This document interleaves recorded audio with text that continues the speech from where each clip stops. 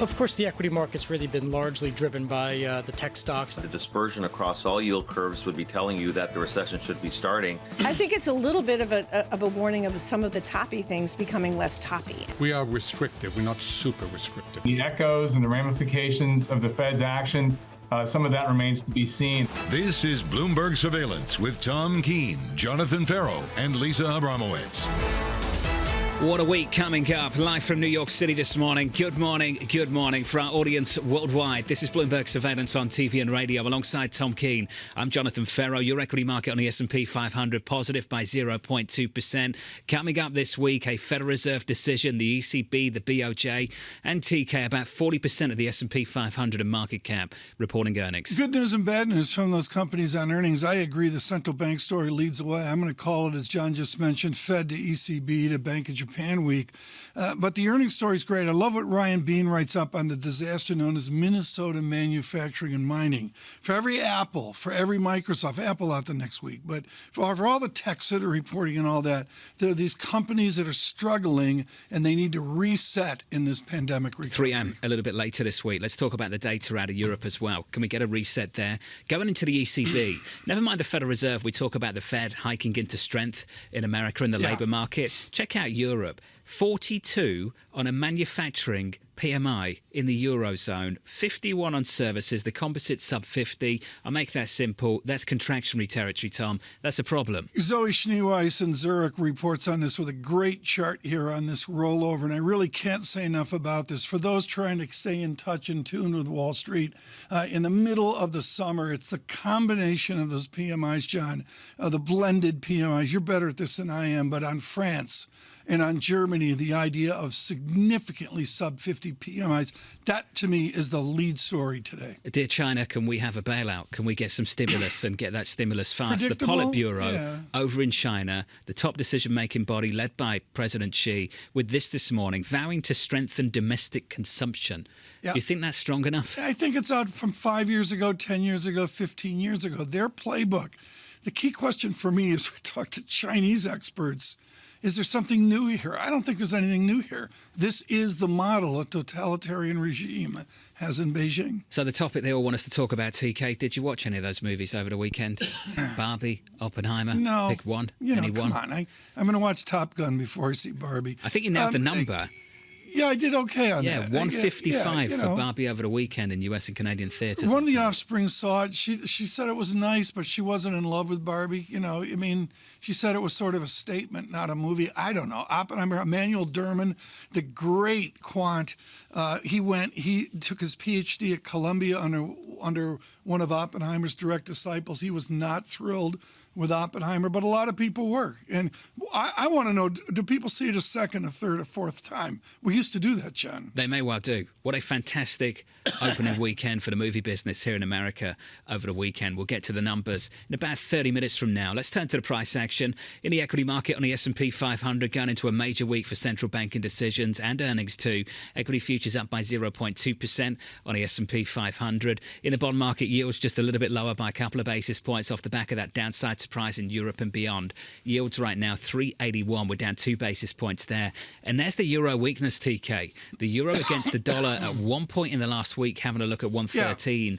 We're down for another day on euro dollar. We're negative 0.4%. Moments ago, euro Swissy goes through 0.96. To me, this is the key metric out there right now, is the idea of Switzerland ascendant. And you see it best looking at Jason's term euro as compared to Swiss, 0.95968. I know it's a meaningless number to most people, but the sum total of what I'm watching is what you and I watched when I first met Ferro. I first met Ferro, and he was like Michael Schumacher's. I think you actually forget when we first met, but you got that right. Yeah.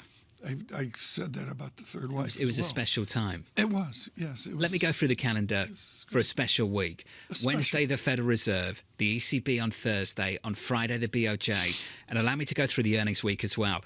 Alphabet, Google, that's coming on Tuesday, Tom. Meta on Wednesday. You're going to hear from Amazon on Thursday. Microsoft coming on Tuesday as well. Yeah. Then into next week. So next Thursday is when we hear from the Bank of England and Apple. TK. We got to get to Ben, but to me, the big thing there is Amazon, to see how this broad 3 business is doing. the cloud, the cardboard boxes. That to me is the most interesting. Let's get to Ben Laidler right now, the global market strategist at eToro. Ben, you've heard the complaints, narrow leadership, tech dominance going into tech earnings. Do we need to worry about that? It's certainly a big week. I think we're going to get a lot of clarity this week. I think the Fed and the ECB, peaking, giving a bit of visibility. There's not very much further to go. If anything, I think we'll keep valuations high. And to your point, we have north of 40% of the S&P 500 reporting this week. I think the baton is now passing from valuations, where you've made all your money this year, to earnings. We're in a bit of a no man's land, but this will be the trough for S&P 500 earnings. And I think there's going to be enough of sort of a glimmer of growth coming out of tech to give us enough momentum to get us through the summer and to, frankly, keep this sort of pain trade going.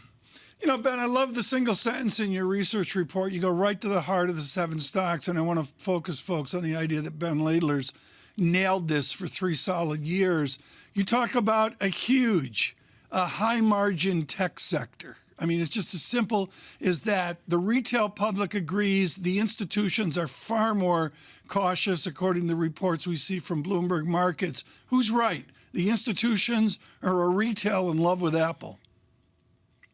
Yeah, so retail, never really gave up on this market, whether it's tech, whether it's crypto, they sort of stuck with it. And I think this is a fundamentally driven market, top of the Fed cycle, inflation coming down, interest rate cuts on the horizon, earnings cycle are sort of about to turn up. But there's a big technical overlay to this, which, is your point that the more this market grinds higher, the more these institutional managers, they can moan as much as they like, but ultimately you get paid to manage money. And we are, 7 months into this rally here, and I think the fundamentals are increasingly validating it. I think, any pullback you get will be small because this money will have to step up. This is the key point, Ben. You're expert at this. You nailed this. I believe it was Christmas of 2018. I really can't remember right now, Ben. But the answer is it's July. When does that pressure click in on 12-month end of December performance? Does it happen now, or does it happen after American Labor Day? Well, so logic tells you it happens after Labor Day, and we have that sort of typical sort of Santa rally, fourth quarter rally. That's your strongest quarter of the year as we all look ahead to next year, which I think is going to be a fantastic year. And we start to discount some of that. But of course, if me and a few others are out here saying this, maybe it comes early. I do think we're due a breather, given the massive rally we've had, given, summer seasonality, given the VIX at 13. But, I've been proved wrong. The market right now wants to go a step further and rotate into these cheaper cyclicals. We've just had 10 days of down rallying. I think that's a bit early, but it does tell you, what the market's thinking. The market's looking for the next, for the next rotation, for the next sort of leg up, and it thinks it's going to come from the growth sensitives. Ben, you sounded so confident then. Next year is going to be a fantastic year. What's behind that conviction? I think we're going to be looking ahead to a re-acceleration of earnings. So right now, earnings this quarter will be down 6, 7, 8%.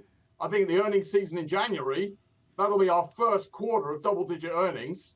And I think we're going to continue for the year. And the drivers of that, which we'll start to see this quarter, will be the relief to profit margins. We talk a lot about the revenue recession. We don't talk enough about the relief coming through from profit margins.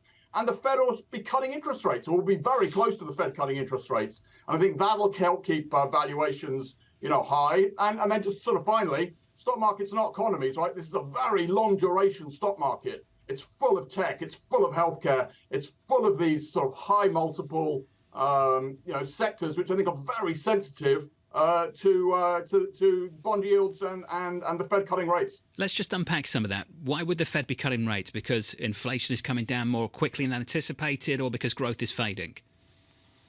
Well, a little bit of both, right? So we've got, headline inflation of 3%. Yeah, core sticky. But I think that what we're going to see over the next, 3 months, with two more inflation prints before the Fed meeting after this, I think you're going to see those numbers, those headline numbers, begin to sort of come down further. But I do think, and this is why I'm sort of leaning against this sort of market rotation into cyclicals, I still think, most of that growth slowdown is still to come.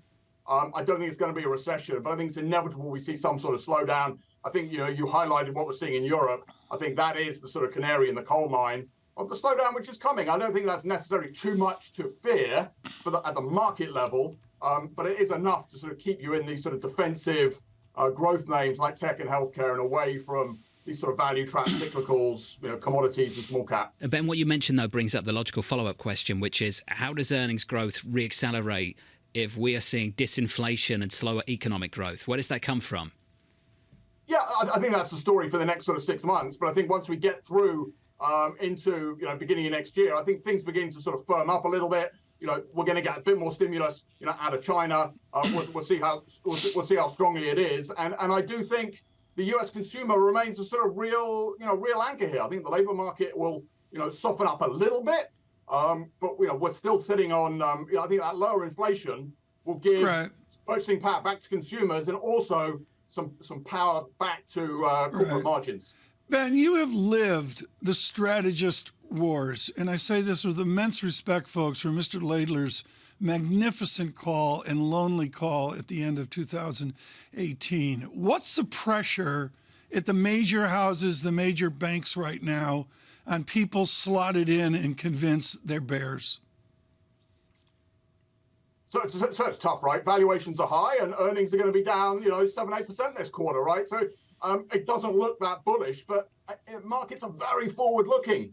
And I think, we're looking to the Fed cutting interest rates. We're looking to the start of that next growth cycle. We're going to get, I think, a glimmer of hope on earnings, this quarter from these tech giants. And again, stock market's not economy. This is very long duration. This is very tech heavy. It's really the opposite of what we're seeing a lot of the stock market.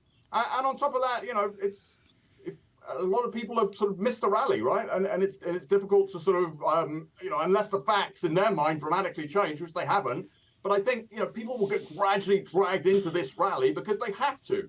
Because I do think the fundamentals, and we trade on the incremental data point, I think the fundamentals are going to incrementally maybe get a little bit less worse and then turn, absolutely positive maybe at the beginning of the year, beginning of next year. Interesting, confident, optimistic, constructive call from Ben Laidler of eToro on this equity market. Got into a massive week. Let's be clear about that from tech and central bank decisions alike. Ben, thank you, sir. Ben Laidler there of eToro. Central bank decisions worth repeating. The Federal Reserve on Wednesday, ECB on Thursday, BOJ on Friday. Talked a lot about the ECB coming up on Thursday, Tom. Hiking into some real weakness potentially in the Eurozone economy. I take your point, and I'm going to lean on you on this because you do it better than me, but ECB to me is way more interesting than the Fed here. I would also point out, and this has been underplayed, I thought Anne-Marie Horton did a great job last week, Ukraine is not a small matter. There is a war going on in Ukraine. And to the credit of Bloomberg and the other news organizations, they're keeping it front and center, but I don't see it visibly in the minds of investors or the American public in general. And it's out there, and I'm sorry, it is an overlaid for Lagarde at that press conference. Kona Hack coming up in about 40 minutes, Tom. 30 minutes time on this program. We need to talk about what's happening with wheat over the last couple of weeks and how concerned certain nations should be about their ability to import it from that area of the world. Yeah, and for those that need a primer on this, it's about Mediterranean dynamics coming out of the Black Sea into the Levant, into the Eastern Mediterranean, and then what? And there's a huge mystery to it right now. And even overnight, there was not battles, but, there was unrest towards the Black Sea. How much sport did you watch this weekend? I watched. John, I can't thank you enough. Folks, I could care less about F1, and John got me into this. And now you adore it. And and I enjoyed it immensely. And I beg the American networks, just let Sky Sports do it. The British announcers are so much better. They're like looking at the pit stop, 1.9 seconds for Perez, fastest ever. If the Americans were doing this, it would be, Daniel Ricciardo's sister's watching in Perth. Not weighing in on that. Ravi Chowdhury of BlackRock in the next hour on the equity market. Big week coming up.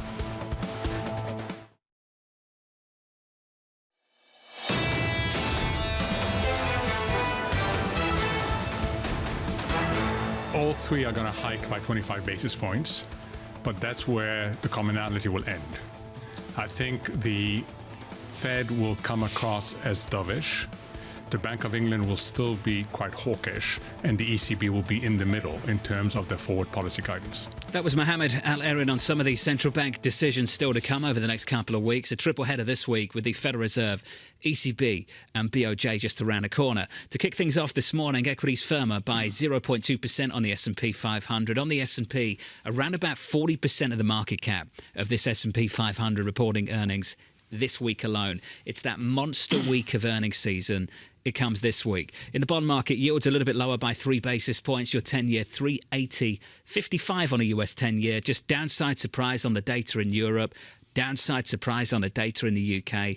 And a little bit of economic data coming later in the United States. The PMIs in the 9 o'clock Eastern hour, Tom, a little bit later this morning. Well, the data coming in, and of course the data here, we stagger on to jobs day in August. I think that's important, but I'm sorry, John, the whole thing is about the inflation report, whenever it is, August 10th, whenever. I mean, on economic, that's the next big report, I would suggest. Can we see more disinflation going into Jackson Hole? And in place. Ultimately, it was never about the decision this week either, Tom, from the Federal Reserve. It was about the decision in September and beyond. I said Friday, we're really on to Jackson Hole, and that's how it feels on a Monday morning in late July. It feels like a Monday morning in late July for Greg Valliere, Chief U.S. Policy Strategist at AGF Investments. We're going to heat it up right now with a strike. In the old days, and Greg and I remember them, it was about a union America, not like Europe, but tilting in that direction. And I know that's changed, but it hasn't. And it is centered around Big Brown at UPS. Greg Valliere, what I find fascinating here is all the stereotypes of our youth that Biden of Scranton, Biden of Delaware, Biden of the AFL-CIO is supposed to be wicked pro-union. Is this president wicked pro-union? He is. However, the union leaders want him to butt out. They don't want to get him involved in the talks. The head of the Teamsters, very, very radical talking guy named O'Brien, has said, we don't want you involved. We don't want you invoking Taft-Hartley to bring workers back. So this week, I know the Fed is the big story this week, Tom. But I think this week is also a big story for the contract. They're going to come back on Tuesday. Even if they agreed on a deal on Wednesday, it would take at least a week. That's past July 1, the strike deadline, to get a deal done. So I think at the least we're going to have a brief strike, and that's the best scenario. How does UPS expand if we are non-union America? Well, that's a good question. And the union wants to bring in part-time workers. They want a huge increase. And you've got copycats now. You've got the United Auto Workers indicating they may go on strike. You've got strikes in Southern California in the entertainment industry. So all of a sudden, labor militance is an issue. A big deal for Joe Biden, and I would argue a big deal for the Fed. Could this preclude the Fed from another move after this week's hike? Not out of the question. They may have to wait if there's a huge strike of 340,000 workers at UPS. Greg, are you under the impression that this White House, this president, would stay out of those negotiations once that happened? Yeah, if at least for a while. He didn't stay out earlier in the year on, I think it was railroads, but I think that he would stay out if the union says to butt out. But as we get into the fall, if this strike drags on and people talk about a supply chain issue ahead of the holidays, he's going to be under a lot of pressure to call him back to work. He's under pressure this morning. It's the problem that won't go away, Greg. It's the business dealings of his son and the alleged involvement of the now president and former vice president, Joe Biden. Greg, what's your read on that story from the New York Post this morning? Yeah, I don't always believe what I see in the New York Post, but it's quite a story talking about how they would bring in Joe Biden in phone conversations to close a deal. One of the participants in these conversations will be testifying before Congress this week. I don't think he's going to get impeached over it. Certainly the Senate would never convict.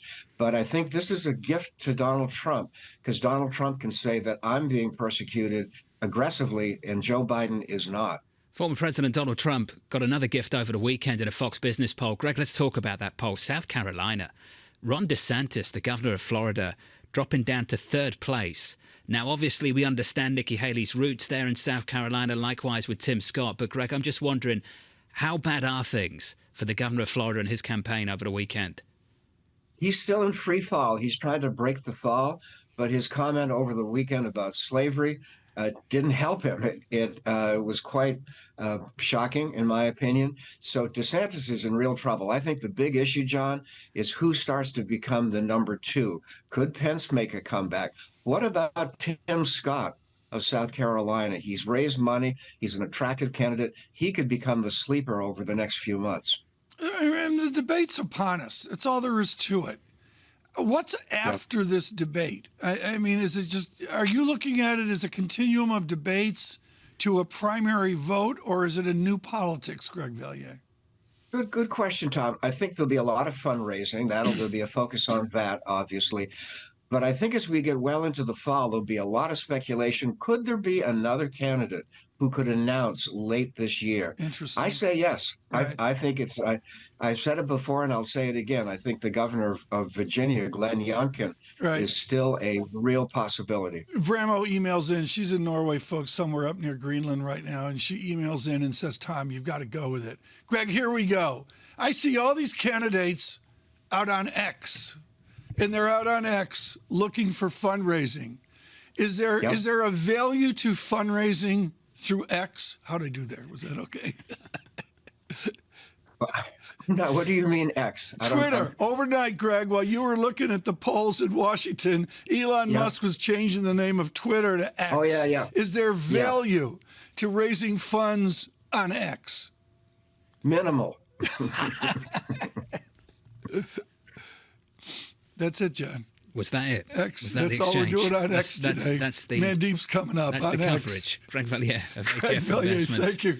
Greg, thank you for so that. much. TKX, what did you make of that? I don't even know what to say about it. And then the CEO, I say the CEO in inverted commas, comes out and starts telling us about this grand plan for X. Do you get the feeling that the CEO actually has the authority and decision-making power that would traditionally come with the CEO? You asked the really important question, and the answer is it remains to be seen. I think a lot of people, with respect for her career at NBC and holistic ability in raising money persistently, are cutting her major slack. But no, we haven't seen it yet.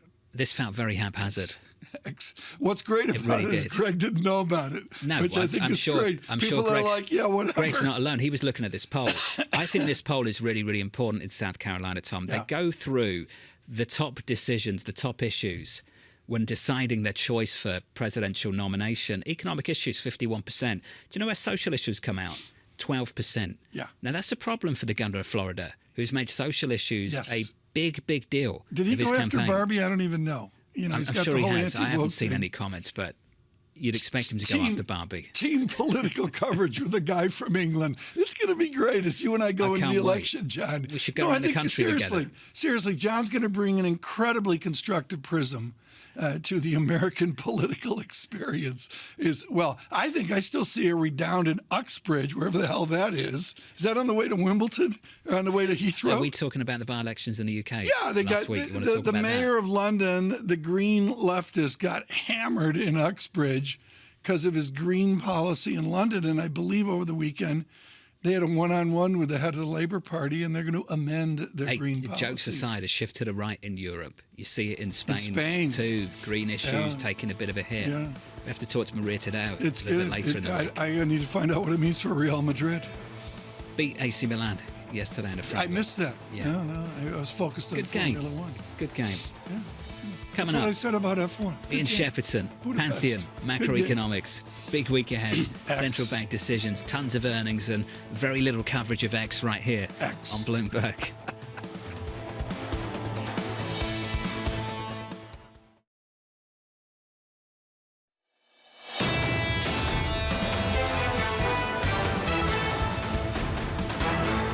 Around about 40% of the S&P 500 reporting earnings this week. Tuesday, Wednesday, Thursday, some of the big tech names just around the corner. Going into it, equities look like this in the equity market on the S&P 500. On the Nasdaq, we're firmer by 0.2% on the S&P. On the Nasdaq, by 0.3%. Looking at Apple this morning, slightly positive in the pre-market. Some reporting from the team just moments ago. Apple asking suppliers to produce about 85 million units of the iPhone 15 this year. So that would be roughly in line with the year before. This all according to people familiar with the matter. And Tom, I think the key point of this is that they're likely to increase revenue overall because Apple is considering raising the price for Pro models. So units fairly stable, but ultimately revenue per unit a little bit higher. A little bit lift, 191 back up to 192. Just is near that $3 trillion level. Let's remember, John, this is price to cash flow 28 times price to cash flow. Huge profitability. What I love is a dividend payout of 14.6%, which masks their decision to buy back shares. But the bottom line is iPhone is the company. There's just no, forget about all the distractions. iPhone is a company. And I would assume the Uber bulls like Dan Ives are suggesting that all that's needed there is stability and just another cycle of getting it done. I don't know how they, I don't even know what iPhone this is or what the new one is, but what's going to be the difference at the margin? Average selling prices, apparently. They're going to raise the price. And again, you buy it from your phone company. I take huge issue with this media panic. OMG, it's $1,100. Who's paying $1,100? You're paying it out per month with your phone company. Finally paid this off last month. That took a number of months. John Tucker over in radio's got the iPhone 4 Dan Ives has been talking about this upgrade cycle for a long time. That stock is positive by 0.6%.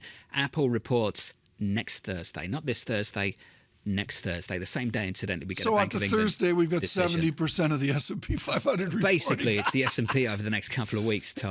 Let's turn to the bond market just briefly. Your two-year yield pushing higher through much of last week off the back of better-than-expected jobless claims data. That was lower going into the Fed on Wednesday. Yields this morning down a single basis point. A two-year 482 on a 10-year we're down 3 basis points, 380.35. There is a rally in the bond market this morning off the back of some pretty awful data over in Europe, and this is what it looks like in the FX market for the euro. Negative against the dollar. Euro dollar now looking at sub 111, 110.82 this morning. We are on a losing streak. We're on this massive winning streak. Only a week or so ago, we're down for a 5th consecutive session. Weaker euro against the dollar. Help me here. And again, John, I think because you're out of London where foreign exchange reigns supreme, the basic idea is a street call is weaker dollar. And usually, whatever it is, oil, FX, whatever, confounds the street call. So at least that means dollar stability. That data this morning is going against that call. And the surveillance this morning. Here's your first story. China's Communist Party pledging new steps to boost the economy. The Politburo meeting reportedly underway. Some headlines a little bit earlier this morning from Chinese media. The party said it will draft a package to boost domestic demand, Tom. They're going to look to resolve local debt risks and then adjust property policies. There's a lot they've got to do over in China. And you talked about that weak dollar bet. That weak dollar bet materializes in a much, much bigger way if China comes out with a massive stimulus package. I mean, they have out on the internet the registered unemployment in Chengdu, way out to the west where the pandas live. And the answer is, I'm sorry, Chengdu is more important here than what Janet Yellen thinks in Washington. And the answer is this is domestic policy wrapped around getting people jobs. Can you imagine that meeting of all these people? I don't want to get in trouble here. We can color it any way you want. But the answer with President Xi, it's about a 20% youth unemployment rate. In Shanghai, in Hong Kong, we need more people. No, just forget about it. What we need is employment across to Chengdu. You know who's watching this closely? European policymakers, without a doubt. If you are just tuning in, the data out of Europe and the Eurozone, much, much cooler than expected this morning. The composite PMI dropping to the lowest reading going back to November. PMI's out of the UK as well. Disappointed, Tom. Services, manufacturing, lower than expected. I mean, the needle moves here. We got to go from Budapest up to Belgium for the F1 race. Then we take a month off because that's what you do in Europe. And then we get to, is it Monza is the Italian race? Yeah, in September. I'm learning. I'm trying as hard as I can. But the key observation there linking F1 into this economic data is we got to take the month off. This is You're foreign so to jealous Americans. of the month off in Europe. I am so, you have no idea how jealous I am. I mean, the whole history of it and how. I think it's a great thing.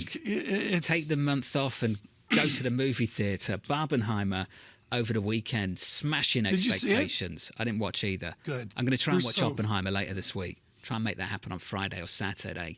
Warner Brothers Barbie bringing in $155 million. These were Comscore estimates that came out on Sunday. Oppenheimer bringing in over $80 million. For the people who track this, they know this well. Tom, to have a triple-digit number like 155 over at Barbie and then to still see another name, another movie delivering 80. That's pretty rare, you know. Weekend combinations like that. It's pretty rare. You don't see stuff like that often. The zeitgeist here out of Hollywood is this covers up a lot of flops this year. The Flash, I love The Flash. I saw it 3 times. I was the only one in America who saw it. But what's really important here, imagine what those numbers would have been in an older time and place. I mean, Barbie would have popped 250 million, not 155. You mean the pre-streaming world? Yeah, pre-streaming world and all. And I have to deal with Sweeney every day at 9 a.m., who's excellent on this. And the answer is Paul Sweeney's world is a jumble. I mean, I don't know what to make of this, frankly. Some good news for Warner Brothers, though, right?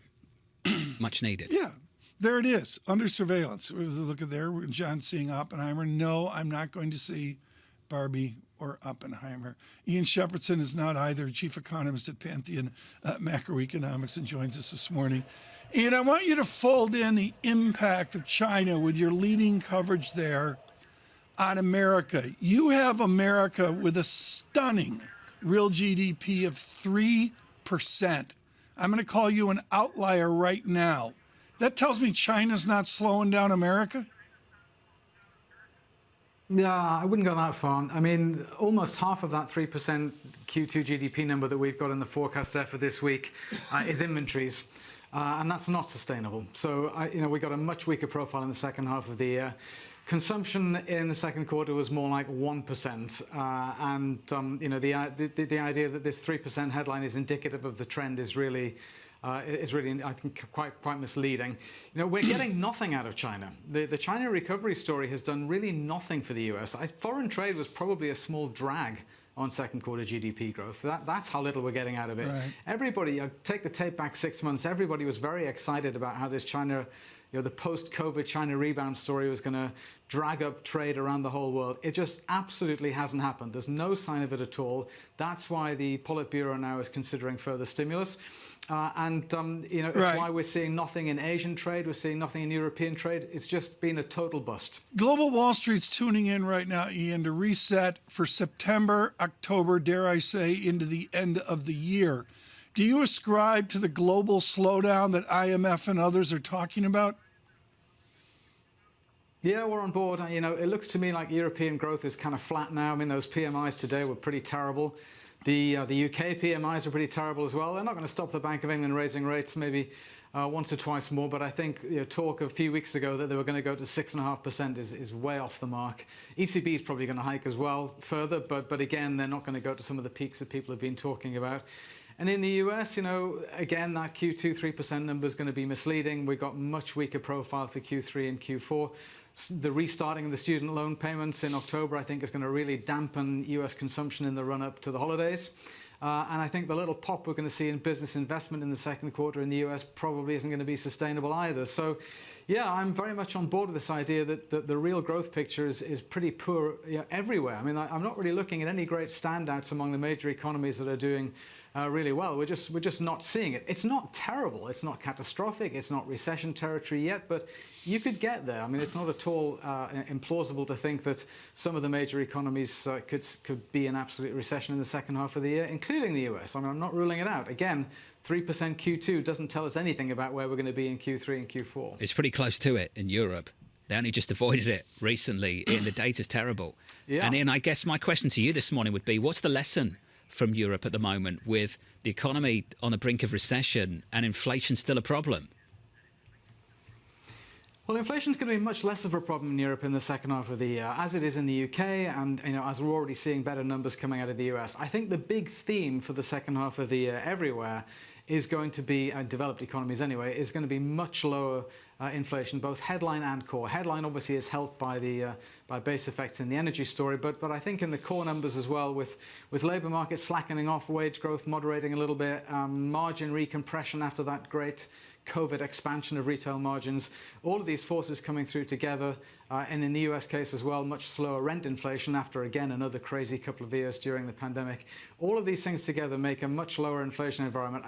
People are impatient. Markets want to see the inflation turn around immediately, and it just doesn't work like that. Ian, I remember having precisely the same conversation with you this time last year, though. You were looking for that weakness to announce itself in September, and it didn't come. What surprised you? What's changed about this economy that you didn't anticipate? Yeah, well, the stickiness in the labour market, I think, was a real surprise. The wages numbers, still hanging around that 5% annualized mark in the US and very strong wage growth in the UK. That has been a persistent surprise for sure. But, the labour market is now softening. And you look at the trend in US payrolls now, that downward trend, I think, is quite pronounced. The surveys are weaker. Layoffs have risen somewhat, and the Atlanta Fed wage number, which is probably the best of the almost real-time wage data that we get, has really rolled over in the last few months. So it's taken a long time. It's been very frustrating that it hasn't happened sooner, but it's there now. I mean, this is not a forecast anymore. Those Atlanta wage numbers have rolled over, and I think it's quite likely they continue. And again, in the UK, there's been some technical distortions in the wages data as well, which will start to work out in the second half of the year. Europe, we're kind of in the dark because we don't have good, up-to-date wage data in Europe. But the signs are that the European labour market is going to slacken in the second half of the year, and that makes a really big difference to services inflation, which is where all the problem has been, because in the services sector, labour is such a big part of the total cost bundle for businesses. And just a simple question, I guess it's something often we're going to ask to Jackson Hole. Do you see a Fed that's able to rhetorically cut interest rates and actually cut interest rates, or is it easy path just to hold the line? I think for now they're going to stick to the line that they think they have more to do potentially. I think it's just too soon to expect them to declare victory. We've had one good core CPI print, we've had one sub 200 private payroll number. It's not enough, and I would very much expect Chair Powell this week to emphasise that optionality and retaining the potential to go again in September. Now, when push comes to shove, my guess is that they won't go in September. I think that we've got 2 rounds of labour market data, 2 CPIs, 2 PCEs, lots of information coming out between now and September. And I think most of that is going to be consistent with this idea that the back has been broken of the inflation upswing. But why put your neck on the line? They did that with the transitory thing, and it played very badly for them. So I think they'll be much more cautious, continue to be much more cautious this time, retain the optionality if the data aren't as good over the summer as I'm hoping that they'll be.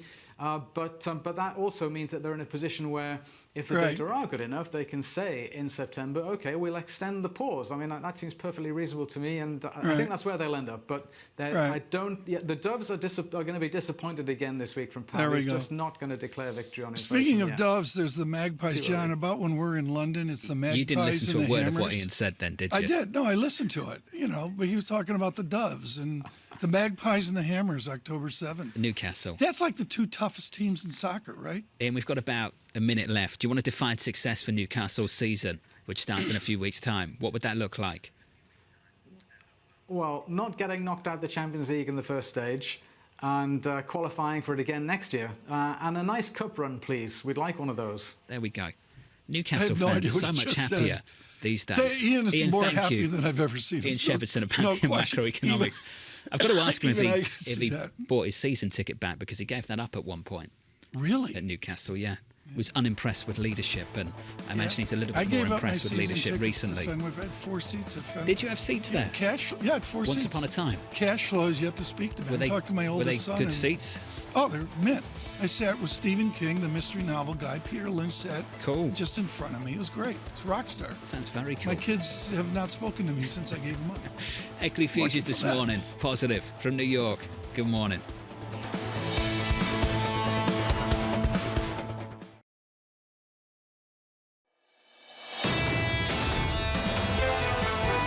Japan has been fighting deflation for decades. Japan is the sole outlier. Every other central bank is hiked aggressively. The Fed remains king. ECB, Bank of General, start to sort of blink, perhaps, and I think that we can get a little bit higher in the dollar in the coming weeks. Winton there of Brown Brothers Harriman, the head of currency strategy, just pushing back against this weaker dollar call. He wasn't alone last week on this programme. Wells Fargo, I think it was Eric Nelson, doing the same thing, that ultimately, if you want this weaker dollar to materialise, you need to see much stronger growth worldwide. You need to see maybe a big stimulus effort out of China. And at the moment, there's plenty of talk about that, but no real action. And the data this morning out of Europe, Tom, Eurozone, UK, doesn't back up this idea that this economy's rip-roaring away. Okay, I have a beverage of my choice. It's late July, and you say to me, what was the interesting stop-the-show point over the last 8 months? John, it was the IMF 5-year slow growth projection for global growth. To be fair, it's 8 months. It's happening in real time, is what we're observing. We've had this long run of euro strength, and it's been replaced by a string of euro weakness. 5 days of it now. Yeah. 5-day streak of euro weakness. I think the longest going back to May, following the biggest weekly drop on that currency pair since May, just last week, Tom. And I'm looking at the different currency pairs as well. I noticed peso, Mexican peso, still with some strength, 16.91. We diverged now, something that Americans are away from. There are commodities, and it's not just oil and everything else. They're the hards, think copper, think iron ore. And then there are the softs. The softs is where you get on trend, you can make money, lose money, you can hedge your bet in coffee, cocoa, livestock, sugar, wheat, and the rest. A clinic now on Wheat in the News with Kona Hake, head of research at ED&F Man. Kona, to begin, first principles. Is there a global price to wheat like there's a global price to Brent crude? Yeah, the CBOT wheat futures is probably the best benchmark. That's probably the global benchmark, but you also have a Matif futures in Europe for Paris. Those two, I think, are the best. Is wheat a singular news item on Ukraine, the Black Sea, and such, or does it link into the other soft commodities? Both, to be honest. Right now, I think we should all be talking about wheat. We have one of the world's largest wheat suppliers who's just been choked off its main artery in terms of exports to the world, just as it's about to reap a pretty decent harvest. They just don't know how to get it out of the country. Russia is strategically now blocking, well, obviously they've come out of the grains corridor, Black Sea grains deal. But on top of that, the escalation of fighting there, the fact that any ships coming into that port is deemed as a military threat, all of this makes it very, very hard for any shipments to come out of that region. And alternative routes are not going to be anywhere near as effective, but they're going to be higher in terms of transportation costs and slower in terms of coming out. And this is at a time when globally food prices are still pretty elevated. Ikona, help us work through this then in very simple terms, and you did a bit of it just then. So Russia has killed the grain deal.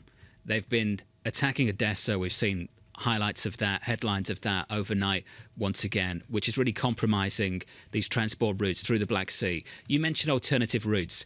Can you describe what those alternative routes actually are and why they're more expensive than, say, just going through the Black Sea like they typically would? Yeah, so the alternative route would be via the rivers. So the port of Danube, for example, the river Danube has various ports. And by the way, those are also being attacked overnight. But those require smaller barges, so it's smaller tonnage that can go through. They're probably more costly, compared to loading a massive Panamax or a handy-sized dry bulk vessel. We're talking small amounts of quantities at each time, and it's going through different routes, which is, again, not as effective. The fact of the matter is, no one's going to insure a ship coming into the Black Sea region. It's just too risky for them. And also, it also helps Russia because what they can do, Russia also is sitting on a massive wheat harvest. They're going to now try and grab the market share that Ukraine is not able to get there. So Russia will now take advantage of this and try and get to the big importing nations like Africa, South Asia, Egypt. These are the countries that were relying on Ukrainian wheat and grains.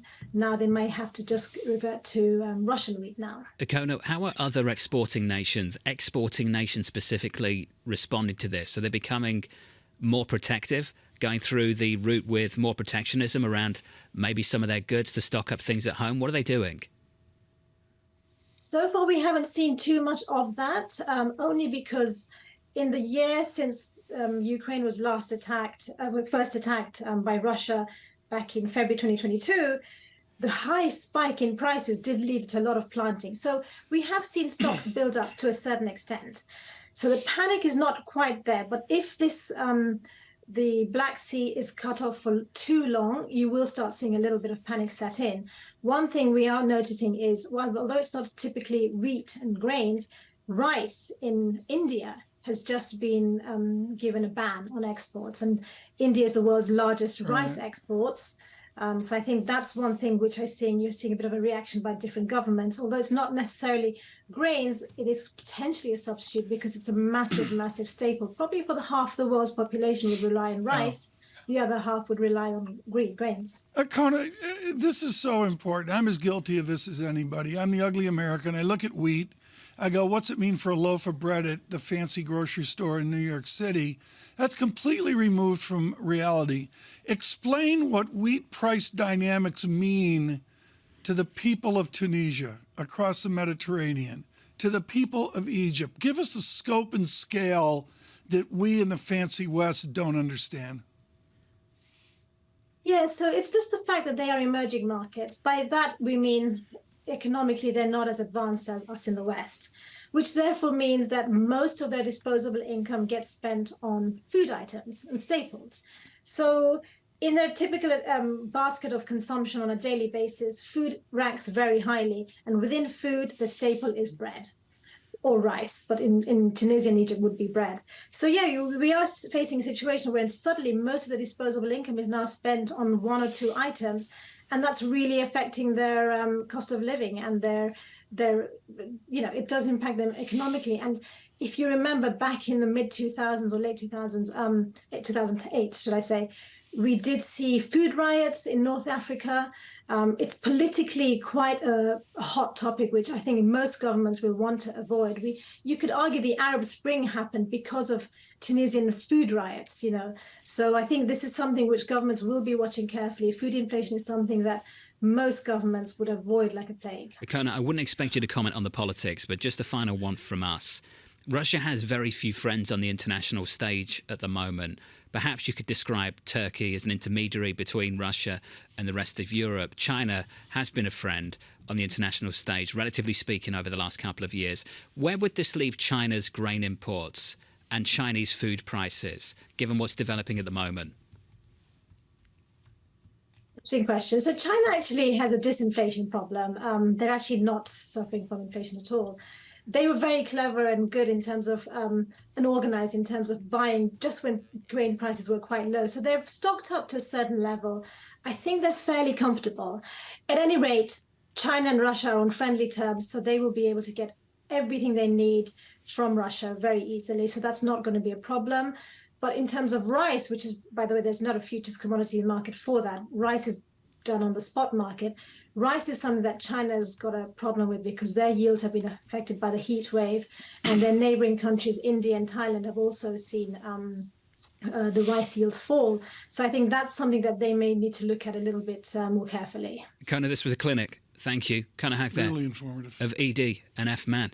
On the latest in soft commodities, Tom, some difficulty in the last week, the wheat story and the story of the Black Sea.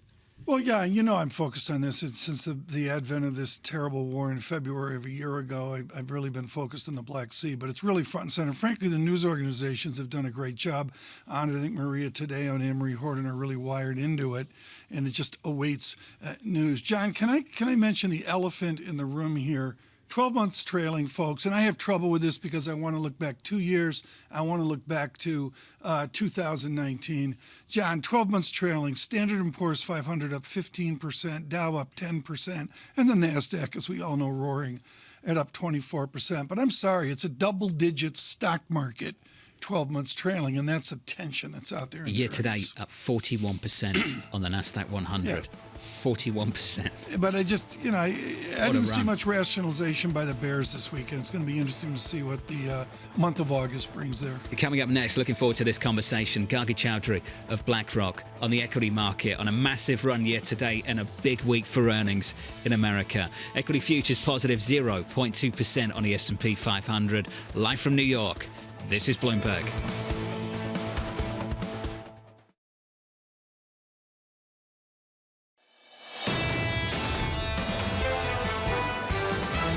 Of course, the equity market's really been largely driven by the tech stocks. The dispersion across all yield curves would be telling you that the recession should be starting. I think it's a little bit of a warning of some of the toppy things becoming less toppy. We are restrictive. We're not super restrictive. The echoes and the ramifications of the Fed's action, some of that remains to be seen. This is Bloomberg Surveillance with Tom Keene, Jonathan Ferro, and Lisa Abramowicz. Let's get your week started. Live from New York City this morning. Good morning, good morning. For our audience worldwide, this is Bloomberg Surveillance on TV and radio alongside Tom Keene. I'm Jonathan Ferro. Your equity market positive 0.2% on the S&P 500. It's one of those special weeks you get once a quarter.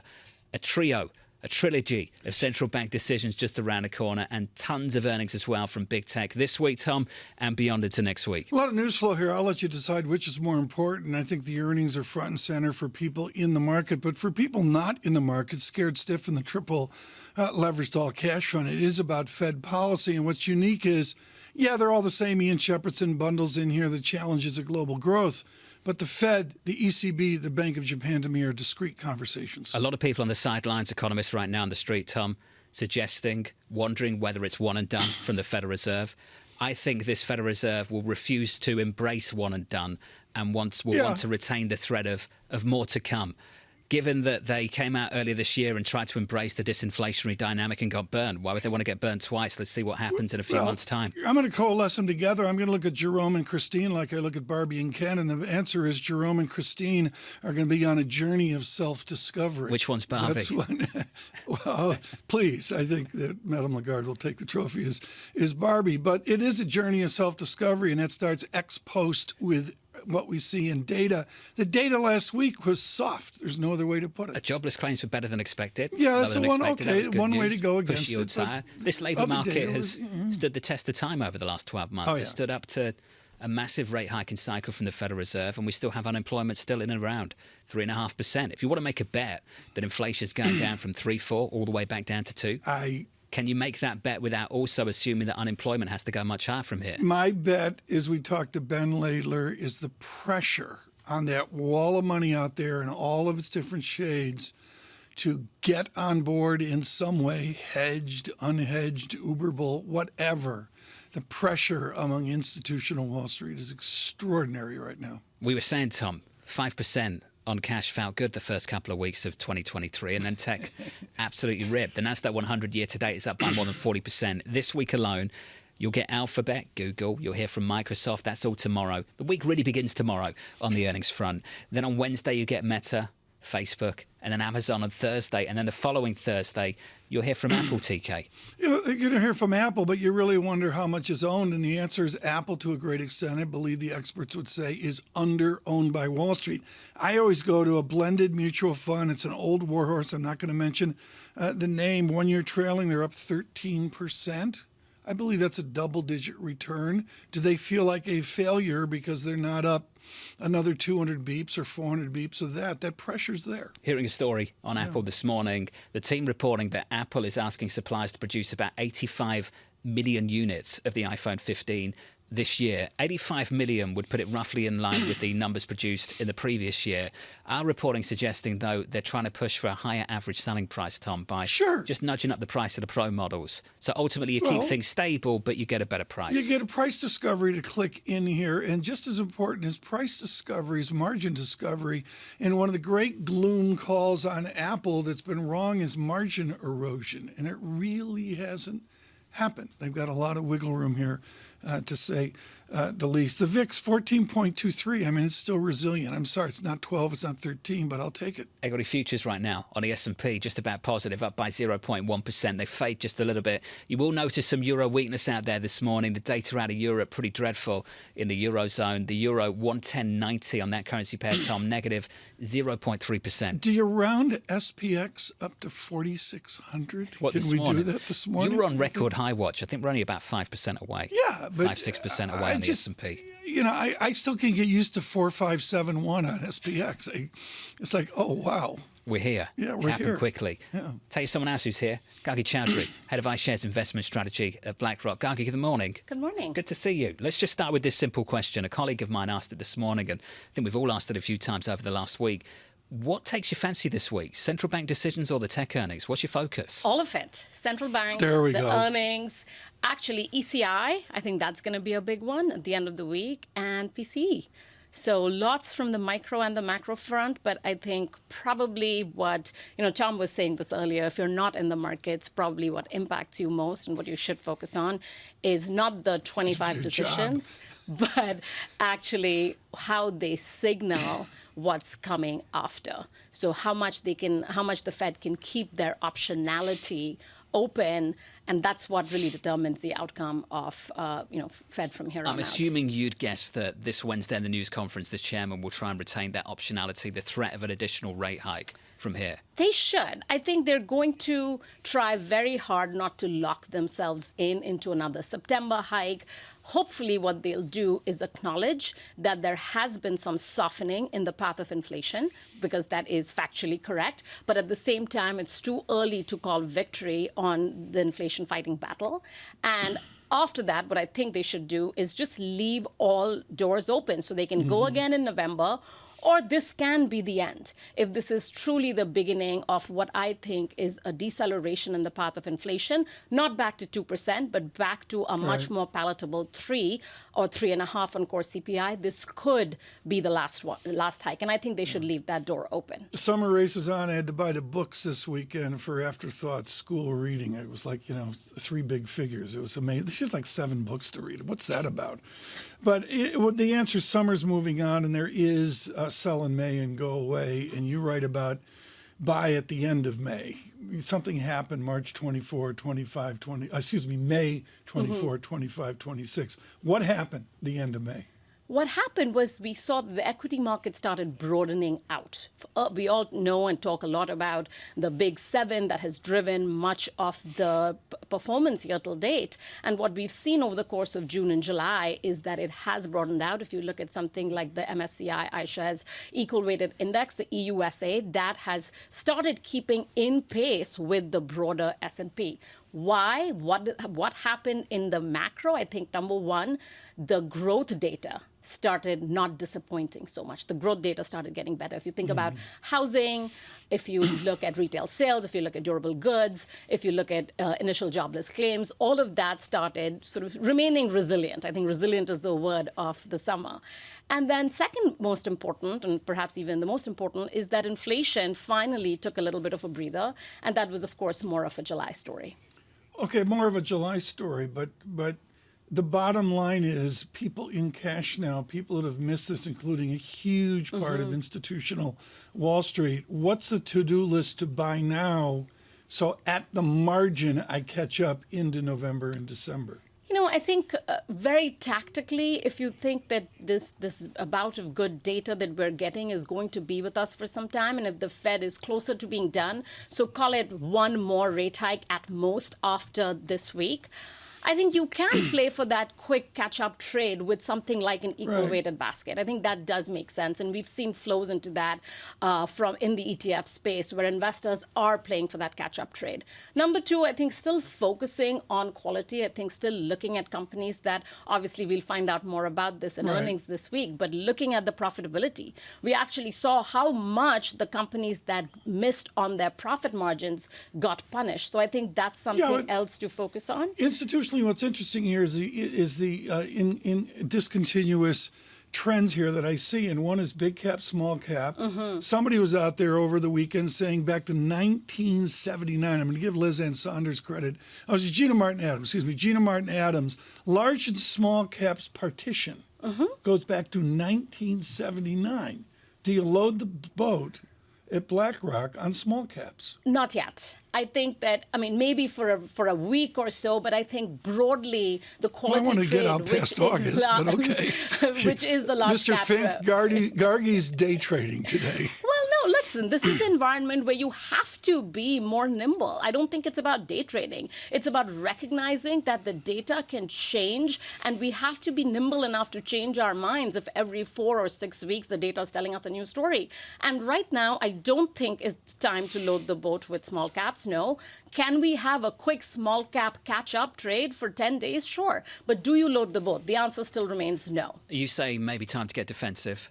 Everyone's got their own opinion on what defensive is. Exactly. What's defensive to you? Defensive to us is quality companies. Defensive to us is dividend companies. Defensive to us is actually maybe a little bit of minimum volatility, so that if you do have that downturn, you're still remaining invested with with a little bit less volatility. But defensive does not mean leave the markets and go to cash. Defensive means staying in the parts of the market that are likely to outperform, like the large caps, like the quality companies in that in a slightly higher volatility environment. Where does AI fit into this? Because I know you personally are actually quite constructive on the theme. Most people are. But given the run we've seen in some of these names, there's some doubt now on how you should play it. I know. I definitely think that this earnings season, one of the things that we will probably see is every company trying to make themselves out to be an AI company. So I think it's choosing between which companies are actually using AI to gain efficiencies, to gain productivity versus not. And I think the theme of AI, and we're talking about this as we call it mega forces, mega soon in our mid-year outlook, the reason we put it that way is that this is going to be with us for a long time, but it's already obviously impacted performance this year. And you can play this through equities, through fixed income, but remembering that this is not tomorrow's trade, but this can stay with us for the medium time. So AI remains with us. Thinking about how AI can impact inflation and productivity, I think, is important. And looking at AI enablers and developers is going to be the next leg of the trade. John, is AI just a branded technological progress from another time and place? I mean, that was a brilliant answer, Gargi, but she says it's out there farther. I get it. But is AI what we used to call technological progress? I think it's part of technological progress, sure. Yeah, the problem that we've got right now, and I think Gargi identified it perfectly, is that everyone's going to go on the call this earnings season and say, we're doing AI. We're doing exactly. AI. It's going to mean 20 different things for 20 different people. I want to go back to a simpler world like Beach Ken. Beach Ken. I just want to go back to... Where are you going with this morning? I saw Barbie 3 times. Yeah. You've watched this movie, then? I saw it 3 times. I went back. I had to go with each kid, Have you actually watched this movie? Yeah, I thought Beach Ken was, where we should be. I don't believe you. Kaki, thank you. Kaki Chowdhury of BlackRock. Did you see the movie? I did not. Oh, good. You didn't see the movie. There's a nerd fest here. I didn't see the movie either. Oppenheimer, though. I'm Camp Oppenheimer. Oh, are you? Have you seen that? I am going to today. Okay, great. There we go. Great. I was surprised. People go to the movies on a Sunday night at 10:30. That was sold out last night. How did they do that? 10:30 on a Sunday. Also, I had to be here this morning. And it goes on for like 3 hours, and amazing. They've got lives, Gargi. That's what that's about. We have people come on the show that come in from bars, so Yeah. Okay. From a movie. One of the hosts I'm as well. not living my Gargi. life, I don't think. If you're just tuning in, welcome to the program. Equity futures positive by 0.2%. Coming up a little bit later, Deepak Puri of Deutsche Bank, International Private Bank. Looking forward to this conversation a little bit later this hour. And then we'll catch up with Earl Davis of BMO Asset Management at 7:30 Eastern Time. Just a flavour of some of the guests still to come, with tons of earnings around the corner, Tom, and a couple of central bank decisions a few days away. I've never seen this earnings season such a jumble. It will, we make jokes about it, folks, but seriously, this is about people's careers, about their advancement into 2024. John, it's a jumble. It's going to be fascinating. It's just Couldn't agree more. Fascinating. Couldn't agree more. And looking ahead to special coverage as well on Wednesday of the Federal Reserve decision. Bramo, I'm told, is going to make an appearance this Really? Wednesday. I didn't know that. Back. Yeah, she's going to come back. I have no idea how long she's going to stick around, but she's going to come back for based on for a Fed decision, a day or two, and a news conference. Why not? It's the summer. Bramo's very European these days. Yeah. A couple of days a week in the office, out the office. She's taking off all of August. Equities right now positive 0.2% on the S&P 500 from New York. This is Bloomberg.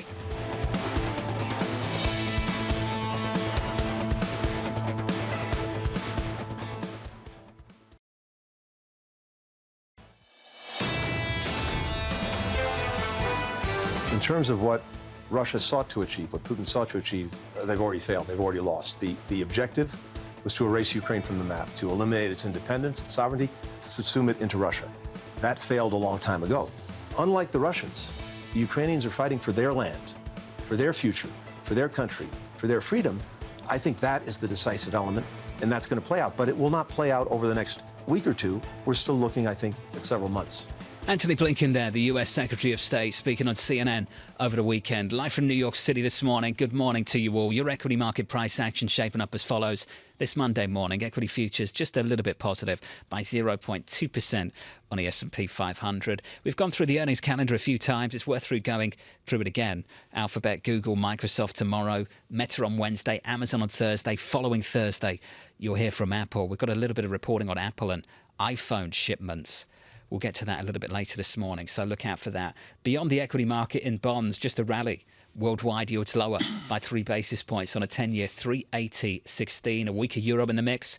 It's part of the same story. Weaker data out of the Eurozone. Really, really tough PMIs out of Europe for the month of July. Yes. This is a preliminary read, an early read on the start of this quarter, but not a great start. Let's put it that way. Oh, you've got the manufacturing in Germany as well. I mean, there's a number of different overlays here, but boy, do they constrain the choice set that Lagarde has. And the mystery to me, John, is what is the heritage impact now of inflation fear among core nations, the usual Germany, Austria, Netherlands and such. I don't know where that sits. Europe and this ECB has hiked before when PMIs were terrible and inflation was problematic, though I would say the definition of problematic for inflation was different in 2008 and 2011 compared to now. And those hikes that Trichet made back then, Tom, turned out to be big mistakes. And I wonder just how much of that comes up in the news conference later this week on Thursday with President Lagarde. And now I'm going to suggest right away that the ECB news conference is going to be more informative and more sit on the edge of your seat than what we're no forecasts. Mike McKee may disagree with me on Wednesday, right? Yeah. No forecasts. Yeah. Is this snooze fest? Oh, no, it's never a snooze fest these days, given the backdrop. Never a snooze fest with Anne-Marie Horton. She's our Bloomberg Washington correspondent. You can throw anything at her, and maybe the end of July and the beginning of summer in Washington. That's a kind of Monday that it is. Anne-Marie Horton, seared in my memory, is the Israel that I knew, the experiment of Israel that I knew, that simply ended with an assassination in November of 1995. Itzhak Rabin was assassinated. I want to slam that forward to what I'm reading in the media from experts like you, that now is a momentous time in contemporary Israel. The illness of Netanyahu, a pacemaker announced over the weekend, and all the judicial turmoil. How does Washington address that? Well, Axios has a statement from the president saying basically a nod to hoping that Netanyahu would back off on this and saying that what Israel needs to do is something we've heard from Washington, D.C., is find consensus and really trying to slow down and put some pressure on the brakes when it comes to judicial overhaul, because we should also note that there's been not just recently protests, but over the past few months, protests regarding this. By and large, it does look like the population in Israel does not want to see this go through, and even cost Netanyahu his government the last time around. So this is a concern. It's also interesting. We just had the president of Israel here in the United States. There was a joint session of Congress. This address he delivered. He also met with President Biden, and also was announced this invitation to Netanyahu. But interesting, no date or time. Right. Was in that invitation. It was just, Bibi, we hope at some point you can come to the United States. And then, of course, he's had some health concerns. That pacemaker was announced this weekend. And then, of course, we do see him still wanting to push through this judicial overhaul. For Bloomberg Surveillance, Anne-Marie Horton, it's about Jacob Frenkel. He was governor of the Bank of Israel, and, of course, Stanley Fischer as well. But it goes much more beyond that. Describe a traditional Jewish lobby that I have in my head of the past of Rabin and others. Describe that Jewish lobby now that you report on each and every day. Well, I think there's a number of Jewish lobbies within Washington, D.C. I think it really depends on some of the issues at hand. Most of the Jewish population in America does lean left. Obviously, there's a smaller group of conservative Orthodox Jewish individuals who lean conservative right. But it really depends on the issues. What you did see recently, though, we should note, was a full-fledged backing of the Israeli state and Jewish friends when you did have chair of the Progressive Caucus, Pramila Jayapal, come out and call Israel a racist state. She has since walked that back. But, of course, this was all centered around some individuals who also then decided to protest and not show up to President Herzog's speech in Congress. You know, I look, John, at this, and to me it's just a change. I don't see a discussion, a cadence, a pace in the world of Amory Horton like it did 10 years ago or 30 years ago. If there's something that's changed. If we can, let's pivot to the domestic issues over the weekend. Anne-Marie, the latest poll out of Fox Business suggesting that Governor DeSantis of Florida falling to third place in South Carolina. There are obvious reasons for that, given some of the candidates involved. But how much of a shift are we about to see from his campaign?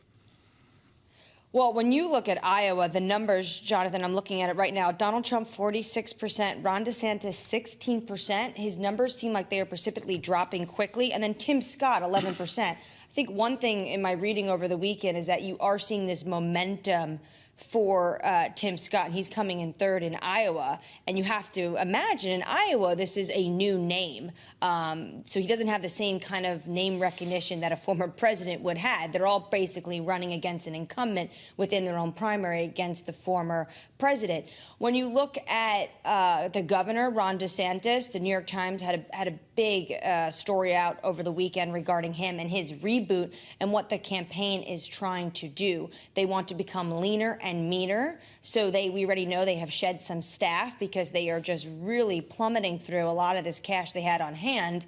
And that has been a concern for a lot of donors, which is why you see some of them still want to wait in the wings before they drop some more money, or some potentially some other big name donors get involved and fully back him. They want to see if this restart, this rebrand really works. He's going into the second week of that, and we'll have to see if it works. We'll follow the money. AMH, where's the money going? That's a great question. At the moment, there's a lot of money that's just on pause when you look at the big cash. But then you look at some of these smaller donors. And when you look at some of these smaller donors, a lot of that money the former president is really able to bring in when it comes to individuals who are maybe donating $5, $10, $15, $20. But obviously, everyone's looking for where the Wall Street money is going.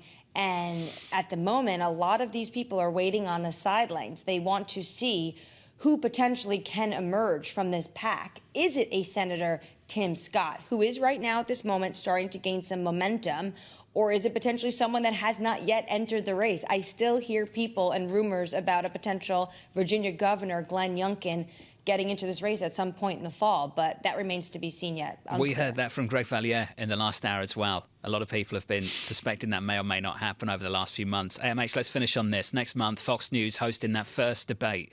On the debate stage, a host of characters. Will those characters include the former President Donald Trump? We still don't know yet. I did see him put out a Truth Social over the weekend saying a lot of people have been talking about this, which is a counter program between him and former Fox News opinion host Tucker Carlson. I believe he has a show on Twitter or X, whatever we're calling it this morning. So it totally depends. We just don't know yet. Chris Christie, obviously the former governor of New Jersey, has repeated his calls yet again that Trump is a coward and he should show up to this debate. AMH, thank you. Down in Washington, that debate, about a month away, 1 month away. It's just around the corner. And then we've got, 18 months of it? Then more, yeah. There's the British analysis, and John's correct. A solid year and a half. We've got more of it. Of campaigning coming up. From New York City this morning, good morning to you all.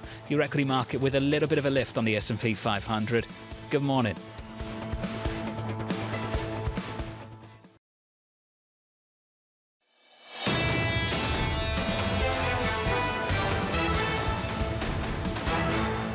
Just about squeezed out a second week of gains on the S&P 500. Some underperformance on the Nasdaq last week that we can talk about through this week. This morning we're positive by 0.3% on the Nasdaq 100. On the S&P 500, positive by 0.2%. 40% of the market cap on the S&P 500.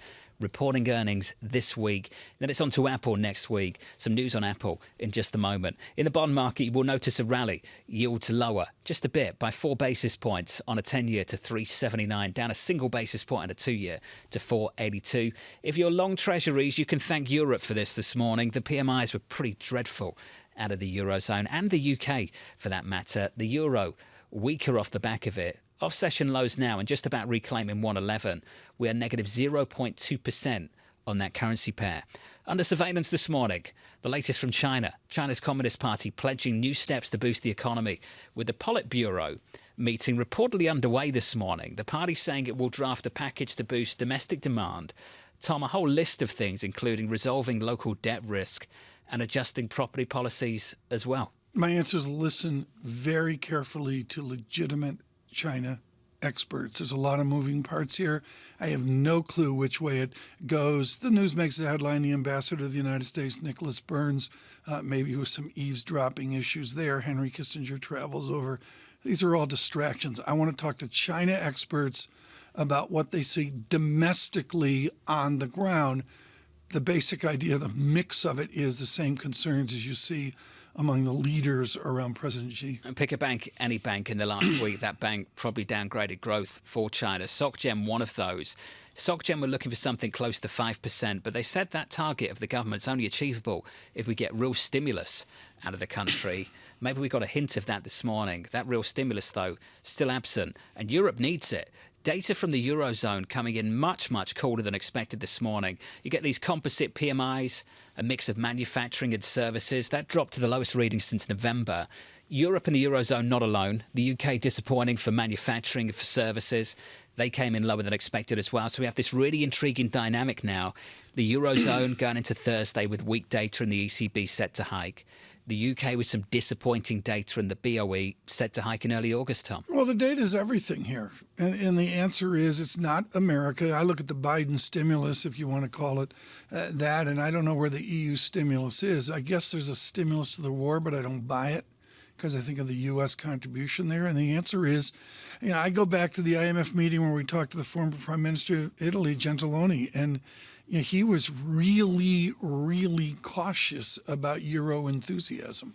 I mean, there's no other way to put it. Just to go through the calendar for those central bank decisions, the Federal Reserve on Wednesday, the ECB coming up on Thursday, the BOJ on Friday, August 3rd for the Bank of England. On the same day after the close, you'll hear from this company, Apple. Our latest reporting this morning on iPhone shipments, the company attempting to keep them steady compared to the numbers from last year, despite what we're seeing abroad, China, Europe slowing down.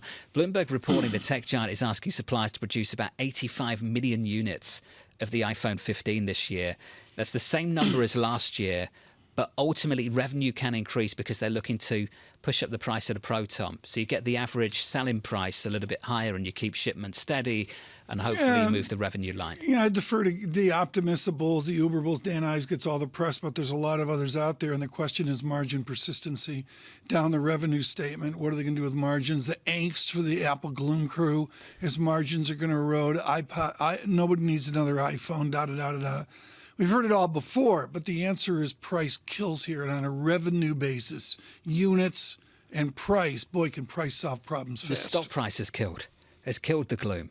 Stock price is up close to 50% year to date on Apple. We've talked so much about Nvidia, Meta, the likes of Apple. Think about how much market cap there is, 50% year to date. Pushing back against that gloom you described. My amateur take here is to compare to Intel, where it was not successful. Intel with a big share repurchase plan, but they ran into larger strategic challenges. Apple seems to be doing use of cash, dividend growth, and share repurchase, but they're doing it into a profitability cycle that seems to endure. Don't ask me what it's going to be in 2026. You mentioned 85 million iPhones? There's 84 million AirPods underneath the couch at home. I mean, do they make money on the ear? They make money on the ear things? They make money on the ear things.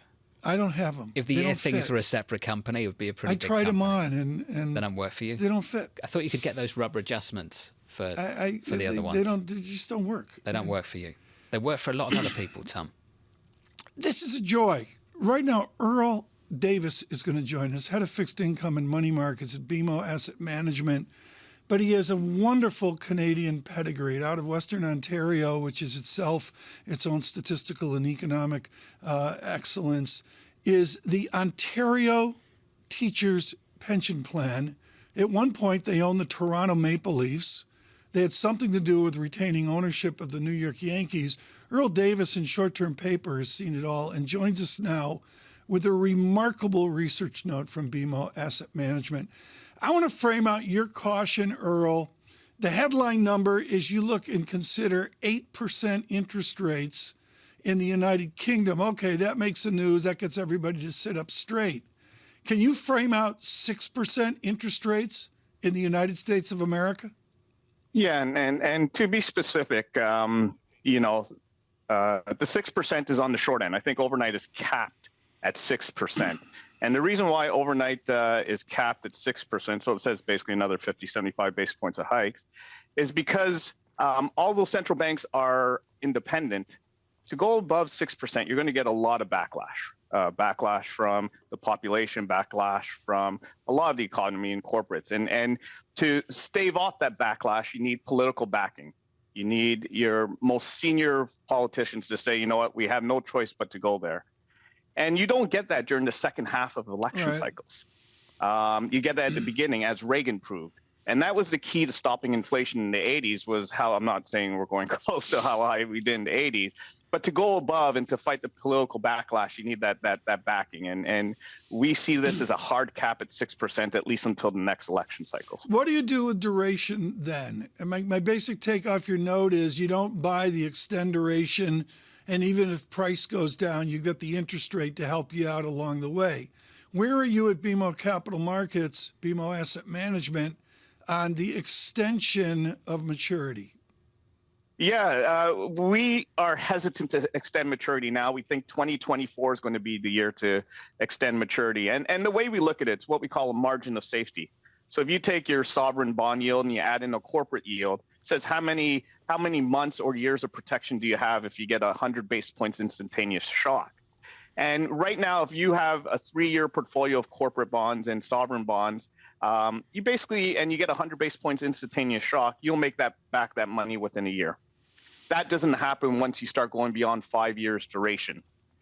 We think that point to extend duration is not far away from a timing perspective. We believe, we'll see peak sort of 10-year rates in possibly Q4 this year, but most likely Q1 of 2024.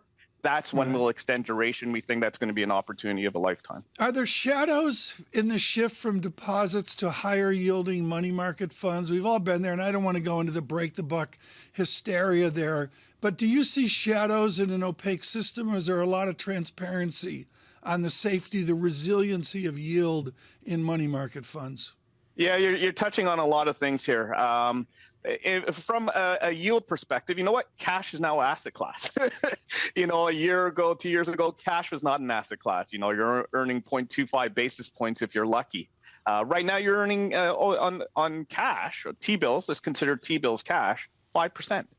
That is very attractive from an asset class. Going back to the other question in regards to financial stability, that is of the utmost concern from a central banker's perspective. We believe the market is very resilient. We believe we're past the point of warring, at least at this point in time, of financial resiliency, because your DSIBs, your biggest banks, your biggest investment banks, are even safer now than they were even 3 months ago, with all the facilities that were brought in after SVB and the like. So we think the financial market is very stable here. From a financial stability perspective, there's no worries there. And we do like cash, like T-bills and shorter dated product as part of the asset mix, because it is a new asset class and it is giving you above inflation, at least for the short-term time. So it means you're actually earning a real dollar there. Oh, there's some reinvestment risk associated with that. Can we just have an idea of what your conversations with clients sound like, those that believe that perhaps a rate cutting cycle is around the corner and they want to lock some of this stuff in longer than 3 months, longer than 12 months? What are you telling them? Well, we actually think it's rate investment opportunity, not risk being in cash. And why we say that is, part of the sequencing of lower yields, first you have to get your risk assets to sell off. That's going to be the big trigger to get lower yields. So if you're in cash now and your risk assets, your equities, your credit bonds, whatnot, sell off, you could go from cash into risk assets. So that's one key thing. Now I'm going to go back to your question directly about, that duration. People own fixed income for 2 reasons. One is the yield and the coupon. The other one is that flight to safety insurance plan. As you said, rates start going down, you get capital gains. Right now, we're not at the level where you'd get adequate capital gains. You get adequate yield. We believe that's going to be Q4 this year or Q1 2024, and that's when we extend out duration to get both yield and that capital appreciation in those risk-off moments. Interesting. Oh, this was great. Thanks for touching base with us. Earl Davis there of BMO Asset Management on this bond market right now. Cash has become an asset class this year in a big way. It was favourable, Tom, at 5%. A lot of people wanted to be there. I just remember that interview with Andrew Slimman of Morgan Stanley with the team here at Bloomberg a month or so ago, when he said you're going to get to the third quarter into fall and people who were in cash at 5% and missed out on these massive gains in the equity market would start to feel the pressure to deploy it. Yeah. I caught up with Andrew recently. That timeline's come all the way in, from the third quarter out to September, fall, all the way in to the start 3Q. That's normal, rational behavior in any kind of bull market where there's a first leg off the mat in October. Maybe there's a second leg, as Gardy Chowdhury mentioned. She pegs it to late May, where maybe we've beginning the broadening, the second leg of a bull market. But I would really focus here on the calendar of getting to the end of the year and people behind. If you're up 7% in some form of equity portfolio, you can say, well, I guess I'd be cash. But what are your customers thinking? What are your clients? What are your shareholders thinking, whatever the relationship is? You know? Yeah. If you are just tuning in, welcome to the program. Equity futures on the S&P 500, just about positive by 0.16%. Coming up at 8:30 Eastern Time, so in about 50 minutes from now, we'll catch up with Kathy Bostjancic, the chief economist at Nationwide, going into a key week for Chairman Powell and the Federal Reserve, for the ECB President Christine Lagarde and the European Central Bank on Wednesday and Thursday, respectively, Tom. And Ben Laidler with that inventory bill giving a ginormous number to the present quarter of 3%. That is ginormous. And then he pulls it way back when you take out the fiction of an inventory bill. That's in Bostjancic's wheelhouse, so we can get an update on that as well. Earl Davis, I thought, was great there with this, idea of sustainable yields. And that, the Ontario Teachers Pension Plan, John, they own the Toronto Maple Leafs. They made 4 times their money when they sold that dog. I mean, it's amazing the money in sports. I mean, it's incredible. It's just incredible. The demand for it. A pension plan made 4 times their money. Have you seen the latest story this morning that a Saudi Arabian club has made a bid for Kylian Mbappe, star French striker, Paris in the news Saint-Germain, this weekend, who's in a bit of a contract dispute with PSG. And even the Tots got involved. There's some suspicion that Kylian Mbappe has already agreed with Real Madrid and wants to leave for free next summer when his contract's Who's up. driving the bus here? I couldn't figure out who's in control of the negotiations. PSG are putting him up for sale. This club has bid $332 million for Kylian Mbappe, reportedly, which is an unbelievable sum of money in the world of football. Does the player have any control over this debate, this discussion? He's got a year left on his contract. Oh, okay. So there's 12 months left. Yeah. And that dispute's going to run through the next several weeks, through the rest of this transfer window, I imagine. For those of you unsophisticated like me, Mbappe was the guy who went down the field. He just goes down. He's like He's Salah. very, very fast. He's like Salah. Incredibly fast. He's a fantastic football player. Yeah. That Did I do contract okay there? dispute Was that ongoing, good that was football talk? I nailed impressive. it? That's the latest on football talk. I think that's the limit of our football talk this morning. For today. From New York, this is Bloomberg.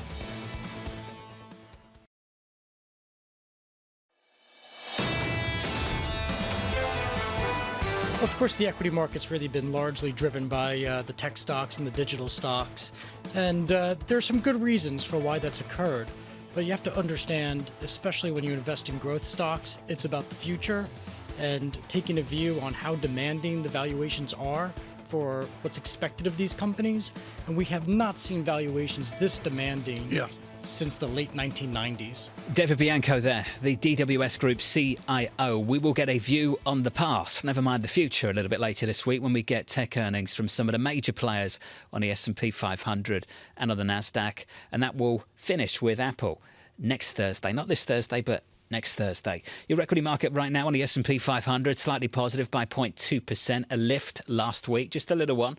We add some weight to that rally this morning. Yields are lower by 4 basis points. It's a break of 380 on a 10-year, 379.37. Data in Europe and the UK, underwhelming. A series of downside surprises, Tom, on manufacturing and services data across the continent. Started with Germany and manufacturing. John, what does it say about a service sector of Europe? I mean, I get the tourism thing, and we're all going to talk about CDG is jammed and all that. But beyond American tourists walking around in the heat, what else is there out there? I'm not sure. In the US, we've been talking about whether manufacturing would converge up to services or services down to manufacturing. Yeah, exactly. In Europe, it's going in the wrong direction. David Rosenberg making clear this week he still sees the good disinflation and deflation out there. Just because of time, and this is too important, we're going to get right into it. Mandeep Singh, senior tech analyst for Bloomberg Intelligence. I got a bunch of bow tie questions here on large language model. Let's go to the small letter model of the weekend overnight.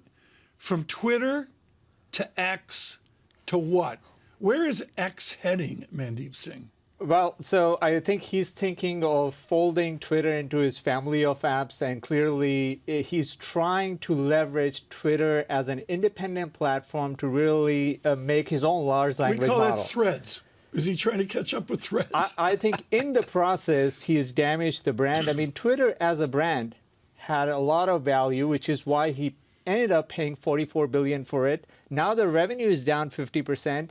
And he's trying to do something big, but no one knows what, because clearly he doesn't have the credentials of, a tech company. Okay. And I think the play here is data. He thinks that Twitter's data is invaluable and he can do a lot more. You're the expert. Is it? I think it is, which is why Threads, if you look at, the popularity of Threads after week one, it's gone down simply because people are finding it hard to switch to this new platform that has got a large amounts of data. Mandeep, we want to see him succeed. We're a part of the platform. We're not the only ones. The creditors do as well.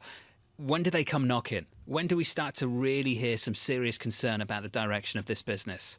I mean, as long as Tesla stock is holding up well, I think he's fine, because what happened during the last 6 months is the Tesla stock has come up quite a bit, and that is what is soothing the creditors when it comes to paying the bills. And in Twitter's case, look, it's an overhang, but everyone knows that since the company is private, it's going to go through a complete makeover, and what sort of makeover it'll be, nobody actually has an idea. You have some options when you're private that maybe you don't have when you're public. I understand that. One of the options on the table is to go down this financial route, to become a bank, not in the traditional sense, but include some kind of banking. How difficult is it to execute that vision?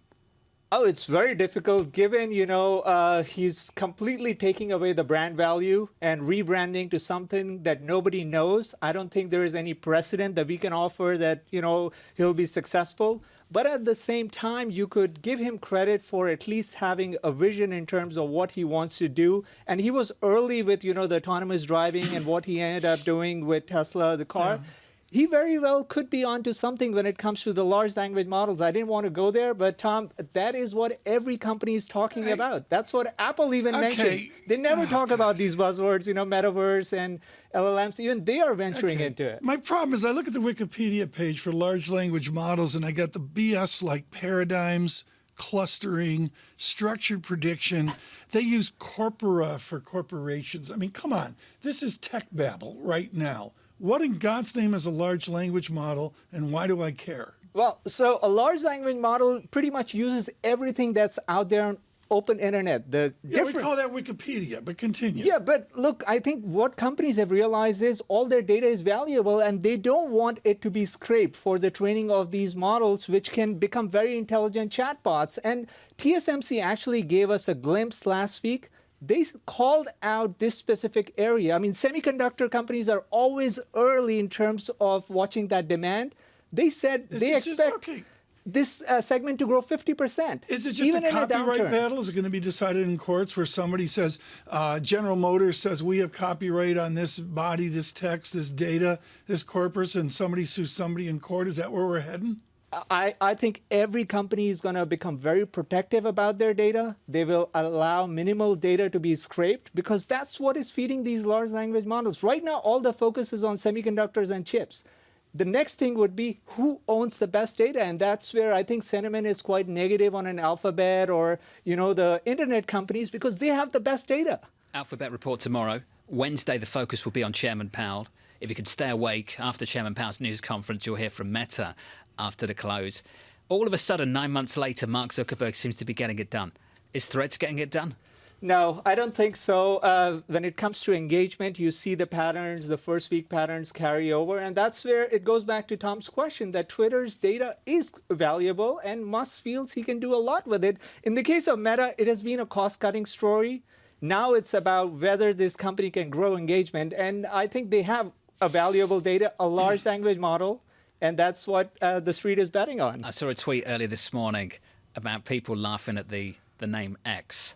And Meta's so much worse than X. Like, I still call it Facebook. Meta's so much worse. What's sick about it? Shouldn't it be called Instagram?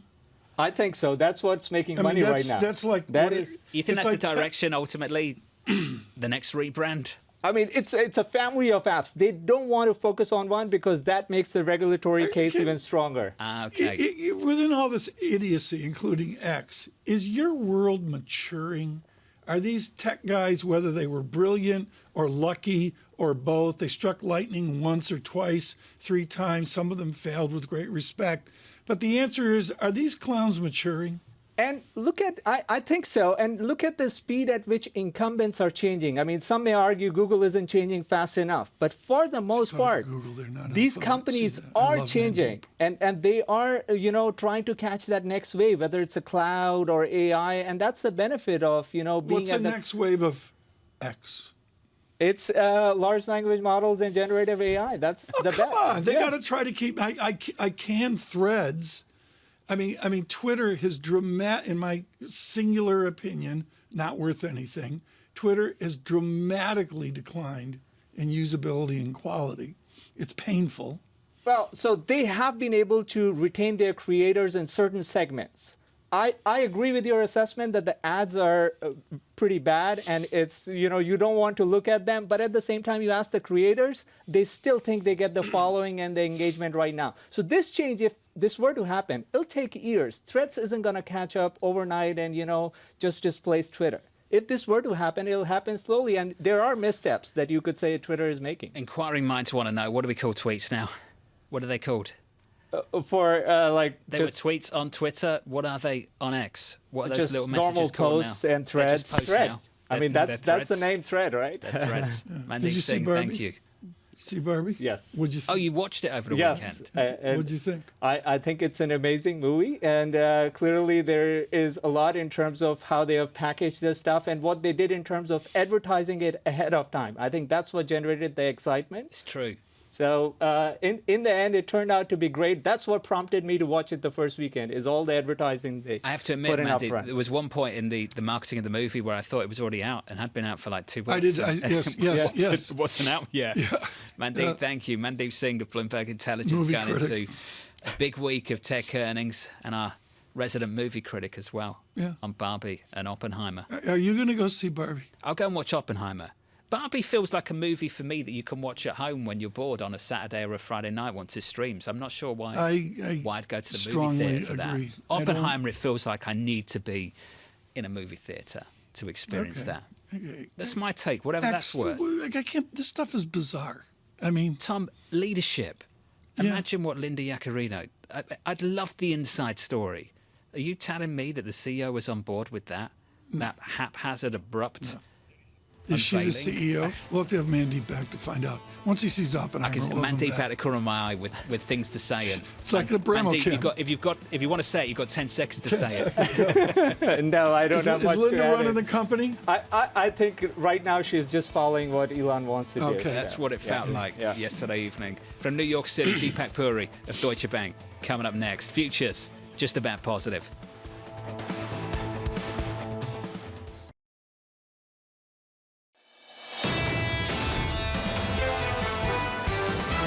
It's a favorable development if you can battle inflation without blowing up your system. The Fed remains king. The Fed never once has changed its long-run estimate of where the nominal neutral funds rate is. I think the Fed will come across as dovish. We still expect a small recession. This is Bloomberg Surveillance with Tom Keene, Jonathan Ferro, and Lisa Abramowicz. Good morning, everyone. Jonathan Ferro, Lisa Abramowicz, and Tom Keene on radio and television Monday towards an eventful 10, 11, 12 days out to Thursday next week in Apple. It is about earnings. It's also about central banks. Let's dovetail them together. I think you can conflate both of them in together, earnings and central banks, John. We've got this sweet spot right now, TK, where jobs growth is still pretty decent, unemployment is low, and you can embrace these disinflationary trends. So most people think the Federal Reserve might be one and done. I don't think Chairman Powell is seeing the same things quite the same way. After getting burnt earlier in the year by embracing disinflationary forces, I don't think this FOMC wants to repeat the act. Bear in mind, we're still leaning on the projections from the previous meeting, which indicate that a majority of the committee still look for 1 or 2 hikes later this year, TK. This is going to be a chairman. Most people anticipate this is the consensus view into Wednesday, that wants to retain the option to move again if they need to. And between now and September, you'll have a few more inflation prints. What's interesting about this to me, and this goes to the ECB this week, and maybe it talks about our guest coming up, folks, is really front and center. Not a lethargy, but just a leveling out of growth. Bramo's off Norway somewhere, looking at polar bears, and you look at the Norwegian real GDP growth, you look at Scandinavia, and that's what Lagarde has to confront, is a leveling pre-pandemic 5, 8, 10 years, led by Italy and the lethargy there, but there's just a leveling in Europe that there's not in the United States. German growth sucks. Yeah, let's be blunt about it. The manufacturing data in Europe was terrible. Services is coming down to manufacturing. You don't want to see that. Europe, for me, this week is far more interesting than the Federal Reserve. And I'll tell you why. Yes. Because the growth backdrop is far less resilient. If you look at what's developing in Europe at the moment, you've got an ECB that is hiking into weakness. If you ask that question of people on Wall Street whether the Federal Reserve is hiking into weakness in the US, you have much, much more split opinion on that debate, Tom. As for Europe, they're hiking into weakness because inflation is too high. So we've got this really interesting case study, and I remember Guy Johnson, our colleague over in London, said it weeks ago. Europe's really interesting right now because they have got a growth problem and inflation is still too high for the ECB. That's pretty fascinating if you are on the side where you think the Federal Reserve can engineer this deceleration and inflation without a recession. Totally different dynamic in Europe right now. To earnings and what we're going to see this week, to me, it's each, as Ian Bremmer would say, every nation for itself. It's every company, every story, every narrative from themselves. My most important person this week is Julian Emanuel at Evercore ISI, who does that great daily sum of the aggregate of all those individual narratives. Make it simple. Don't beat, get punished. Those tech earnings have got to come in pretty strong, Tom, relative to the massive gains year to date. Netflix last week, Tesla last week, both got punished. We conflate tech like we conflate big banks, and to me, tech is far more idiosyncratic than anything that I see in the big banks. Oh, Microsoft's talking up AI, and we're talking about iPhone shipments and hardware over at Apple. And what's Meta say? I mean, what do? Come out and say Threads failed? I don't know. Did you leave? I left. You talk about Victory Labs. Victory Labs over at Meta year to date, just massive gains. And again, it's going to be about validation, Tom. Did I leave Threads? The account's still open, but I haven't used it. I left. I just, boom, gone. And the Instagram account that was linked to it, gone. That's gone too? It was just people partying all weekend. I have no life. Why do I want to see people like Deepak Puri partying all weekend? I got no problem with people partying. I don't want to, why do I want to link that into my Twitter-like account? I'm going to go to the VIX 14.24. Commodities of note here. Brent crude, note 81.47 on Brent, nicely above 80 the barrel. Equities right now just about positive by 0.16% on the S&P 500. There is a lift here.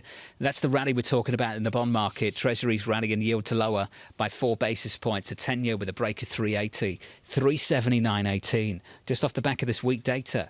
In Europe, the Eurozone, in the UK, US PMIs come out in about an hour and 40 minutes, TK. Mike McKee's going to break that down for us on Bloomberg TV, so look out for that. I am death on 33-page mid-year reviews, year-end reviews. They're a marketing toy to go out and see accounts, retain them, and add at the margin to your assets under management. DWS, Deutsche Bank International Private Bank, does a great job with Christian Nolting and Deepak Puri of putting together something in English. The Chief Investment Officer for the Americas of Deutsche Bank International Private Bank joins us. How do you put your note together? 33 pages. It's actually interesting to read. You rely on, Hooper, Lazzetti, and that crew. How do you actually put a note together to get to your belief? It's a great question, Tom. Good morning. So it's a collaborative effort between us and our institutional partners, DWS. So we combine forces. We take input from global markets. That'll be Matt Lazzetti and others. But finally, it's a IPB, which is the International Private Bank, and DWS combined effort to come up with the 12-month forecast for the financial markets. Your look dovetails as good as I can see with IMF's grim view out to 2028. You're really looking for a tepid global growth, a lethargy there. How can I participate in the Standard & Poor's 500 if I've got a framework wrapped around Georgiev's 2028 view? Well, I think it's been said quite a few times already today that the markets and economies are two different, places. So from an economic perspective, I think all of us expect a deceleration, a slower economy. I'm not really suggesting a sharp contraction here, Tom, but I think you are going to see come fourth quarter of this year, first quarter of next year, somewhat of a short but brief recession even in the U.S. That's not really our base case, but there's a high plausibility that that might happen. So overall, you're looking at an economy that really has been firing on a lot of cylinders for the first half of the year. And when you look at even the Fed, the dot plots from June, you look at fourth quarter over fourth quarter by fourth quarter of this year, 0.9%, which is way below, potential GDP. So we've had the multiple expansion, a lot of it year to date. Where's the earnings growth going to come from? Well, the earnings growth, as you could, the consumers are quite resilient, right? So consumer spending is still up there. CapEx has started to go up. You are seeing efficiency gains with the generative AI. Maybe too early to make a substantial claim on it. But I would say that, the trough part of the earnings cycle, second quarter of this year, maybe the third quarter, but starting the fourth quarter, the comps looks a lot better. So I think you're looking at better earnings comparisons going into later this year, into the next year. Are you leaning away from the index level story towards the other parts of the equity market? You're stripping out the muscle of big tech when you try and take a little bit more equity exposure? Pretty much, because it's really hard to argue against big tech for the time being, but it's also difficult to rationalize the sort of sustainable reaction of the tech market. How big can the big tech grow, right? So you got to be a little bit conservative. We're not really talking about capitulation here, but we are talking about consolidation. So maybe a 3 to 5% pullback on the index level is something one should be aware of going into the late summer, early fall months. What do you do with big tech?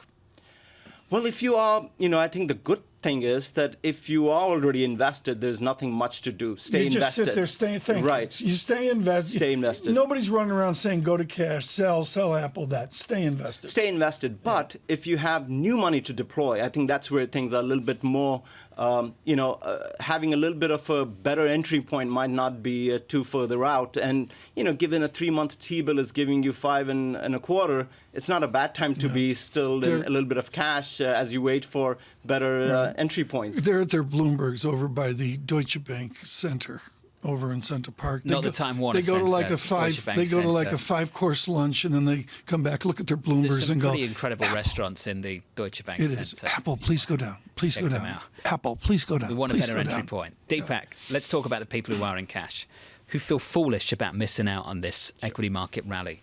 Are you seeing them more inclined to chase tech or rotate to other parts of the market?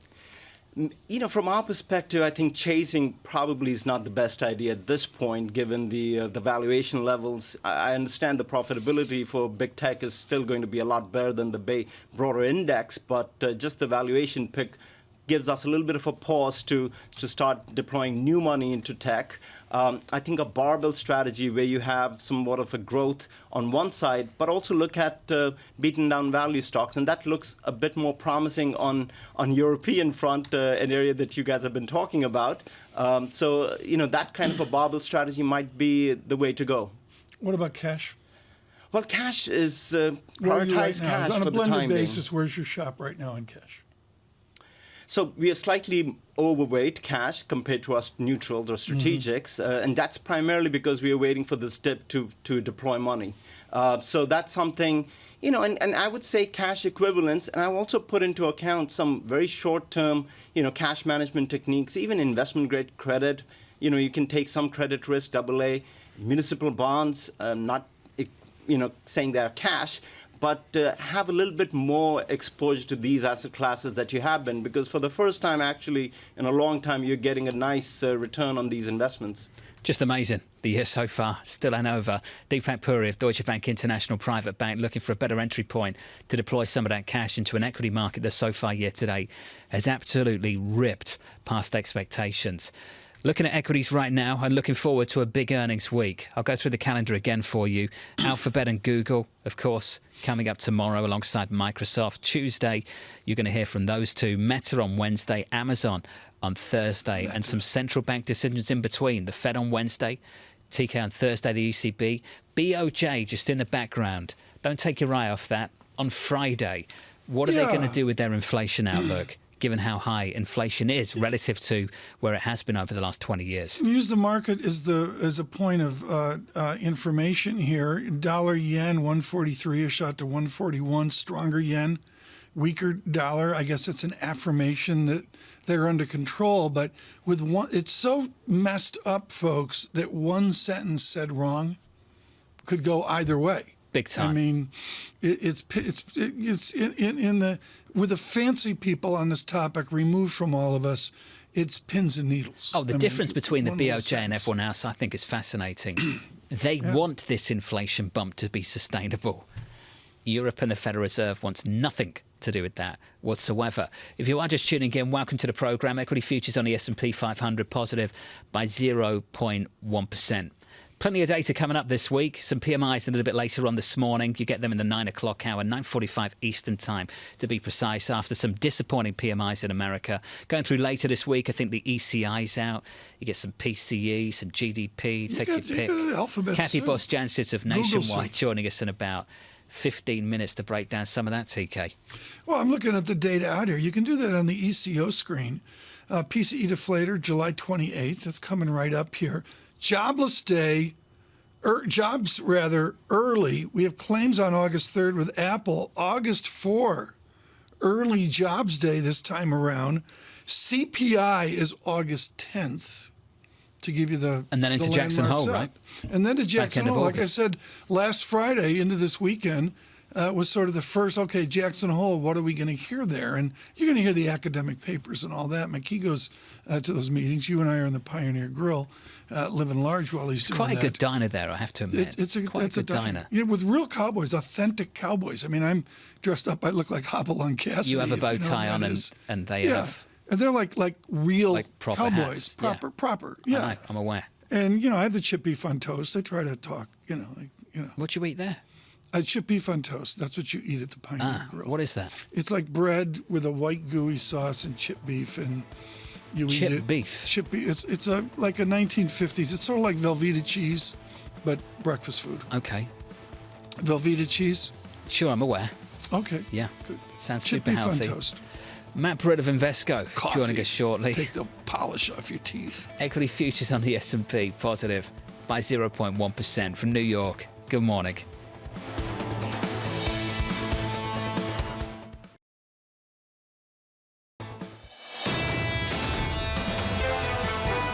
We're going to get a lot of clarity this week.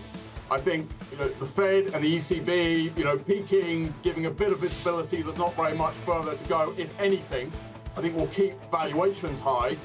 And to your point, we have north of 40% of the S&P 500 reporting this week. I think the baton is now passing from valuations, where you made all your money this year, to earnings. Ben Laidler of eToro, global market strategist. He's been constructive on this equity market all year. He's been right to be. He's looking for more gains still ahead. He thinks earnings are going to pick up the baton. We get a ton of earnings this week from big tech. Look out for that. It really starts tomorrow after the closing bell. Looking at the equity market this morning, and good morning to you all. Your equity market with a lift on the S&P 500 by 0.1% on the S&P. Elsewhere in the bond market, a rally. Yields heading south, down lower, negative 4 basis points on a 10-year. A break of 380, 379.96. Data in Europe, not great. Data in UK, not pretty. And Tom, ultimately, these central banks are still set to hike over the next couple of weeks with that as the backdrop. I take your point. When the facts change, they'll change as well, and they are data dependent. They're going to wait to see the data, and then maybe we'll see an abruptness there right now. What I like is Rob Stone out at Fox News. He's all linked in to Brazil, Panama. So is our John Farrell. You're watching World Cup surreptitiously here, aren't you? I just watched the third goal against Panama, and it's pretty special. Beatriz Zenerato Yao, I believe is how you pronounce it. Awesome team build-up. If you get the chance to have a look. Just making an impact across America, you think? Oh, yeah, without a doubt. Women's soccer here is huge. And it's getting much bigger in the UK as well. It's good to see. It's good to see. And the quality Are we of the into the football games? is I mean, fantastic. it's 3-0 right now, Brazil, Panama. But I would suggest the next round it gets a lot more competitive. Yes. Netherlands, I believe. Yes would be the coming short up with answer that. to that. There's your Women's World Cup coverage for today. We're looking at Beatriz Zanerato. I'll have to wait. I don't see the video yet on that. We'll have to I've wait. put it out on Twitter, Tom. Oh, did you put it out? I Oh, did. you're way I've, ahead of me. You know. Fox Soccer. Excuse me. John put it out on X. It doesn't quite work, does it? It doesn't. Well, you had the best question of the day. What are they called now? Anything we ask Matt Brill is useless. I don't know. What do you call a tweet? I don't know. A post? An X? An X? No. Yeah. Less of that. Let's save ourselves right now from X with Matt Brill. We do this, head of North America investment grade credit at Invesco as well.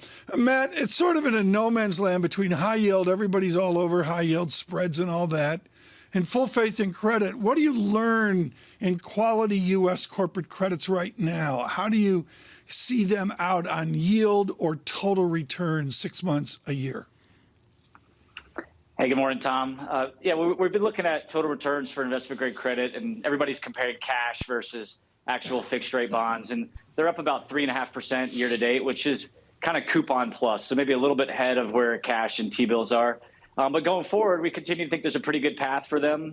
The inflows have been there. We've seen about 17 straight weeks of inflows, and that's all yield driven. So spreads are kind of neutral over the range, but yields are extremely attractive in the low fives, and that's continuing to draw money in out of cash. Little by little, people are still really hanging on to those T-bills, but little by little, they're continuing to step out the curve, which is creating a pretty good technical. And I think we're setting up for a good 6 months of total return here.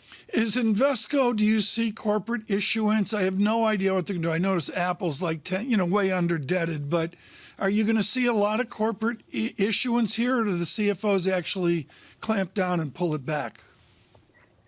Yeah, so for the most part, you're seeing the typical corporation is saying, this is fairly expensive. I don't really want to borrow at 5.25%, 5.5%.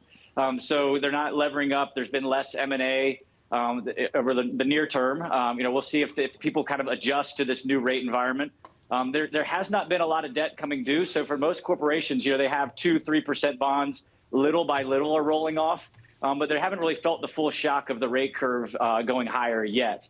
So we'll see for the typical industrial within the bank space. Banks have been borrowing more. Just in the last week, we saw Morgan Stanley borrow about $7 billion. Wells Fargo did about $8.5 billion. So you're getting the big banks borrowing, but the regional banks are on the sidelines kind of looking at this, saying, wow, this is just too expensive. I'm not ready to issue yet. So, Matt, I'm interested in when they have to borrow, not when they want to borrow. Matt, when do they need to? I remember a great quote from Jeff Gundlach at Double Line, and he asked this question. He said, has a high-yield bond ever really matured? Because they just come out and issue a new one, Matt. And I just wonder, where's that window, that horizon, that maturity wall, the technical speed? Where is it? Yeah, so for the IG market, there really is no maturity wall. They kind of, that's not really an issue there. But the high-yield market, you got about 3% coming due the rest of this year. You got 9% due in 2024. But then it spikes a little bit to something like 15% in 2025. So they'll probably work to address that to make sure, to Gundlach's point, that doesn't come around to maturity. They'll refinance that. But yes, the wall is very, very controlled or very low for the next 2 years, and then it comes a little higher from then. But then it goes back to that point I was making just a little bit ago, that no one's really felt the full effect of this higher yields yet, because they have not had a lot of debt roll off. If and when that comes, the larger percentage of their debt will be at 8-9% than where it is today. I do think this is very good for fixed rate borrowers, though, that they've been able to lock in yields for longer term. It is, you feel the pain right away if you're in the floating rate type of borrower, though. Matt, has it ever been this wide, the difference between a coupon payment for a company, pick any company, and what it would cost them to borrow in the secondary market right now? Has there ever been a big difference like this one? Not since the 80s, or even the early 80s, late 70s, really, since you've seen this. So normally the bond rolls off at 4%, you replace it anywhere between 3.5 and 4.5, but that's just not the case right now. But I will point out, Tom mentioned something like Apple. Apple was borrowing at 1.5% for a long time, just simply because they could. I think they'll keep that in their capital structure, but a lot of these tech companies, they may just choose to pay it off. They may just say, what, at 5.5%, 6%, it doesn't make any sense anymore. We'll have to see. Clearly when they're growing at the speed they are, that's still accretive to earnings, but it does change the dynamics at these higher rates. Matt Brill, a delicate question. I don't want you to get in trouble with your general counsel, but it's a bit off your remit, but I've got to go there. Splashed across the Monday zeitgeist, thanks to the FT on this, is challenges in the leveraged loan market. How bad is it?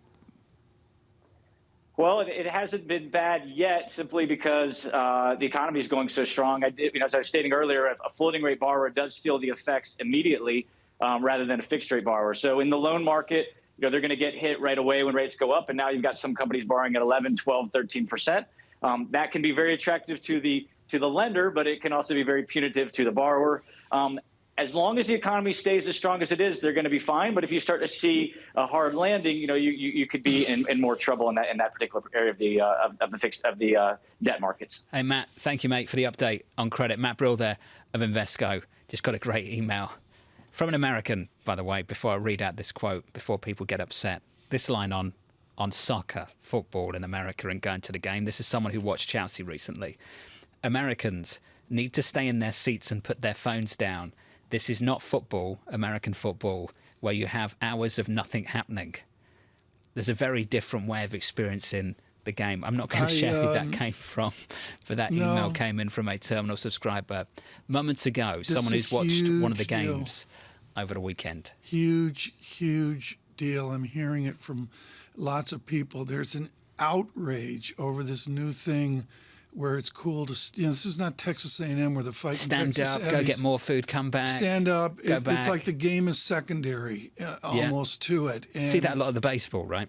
And well, I say it started with football. I'll let Michael Barr and Bloomberg Business of Sports lecture me on this, but it's a very sensitive deal where a lot of people are saying they wish it was more focused, more polite, more sit down and watch the game.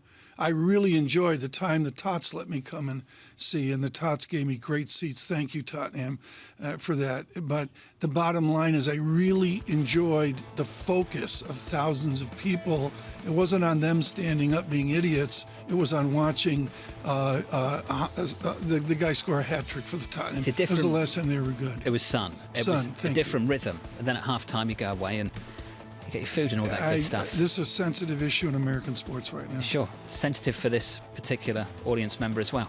From New York, this is Bloomberg.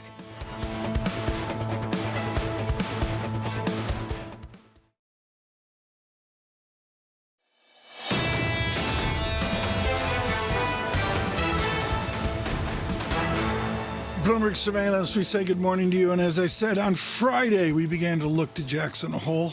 Lisa Abramowicz, somewhere, I don't know, out in the tundra of, I don't even know where it is on the map. I think it's north of Iceland. She's looking at polar bears. John Farrell preparing for an important 9 o'clock hour. I know Bitcoin, I haven't mentioned, down almost $1,000 now, 29,174 off the radar. Equity markets sporting, VIX up 14.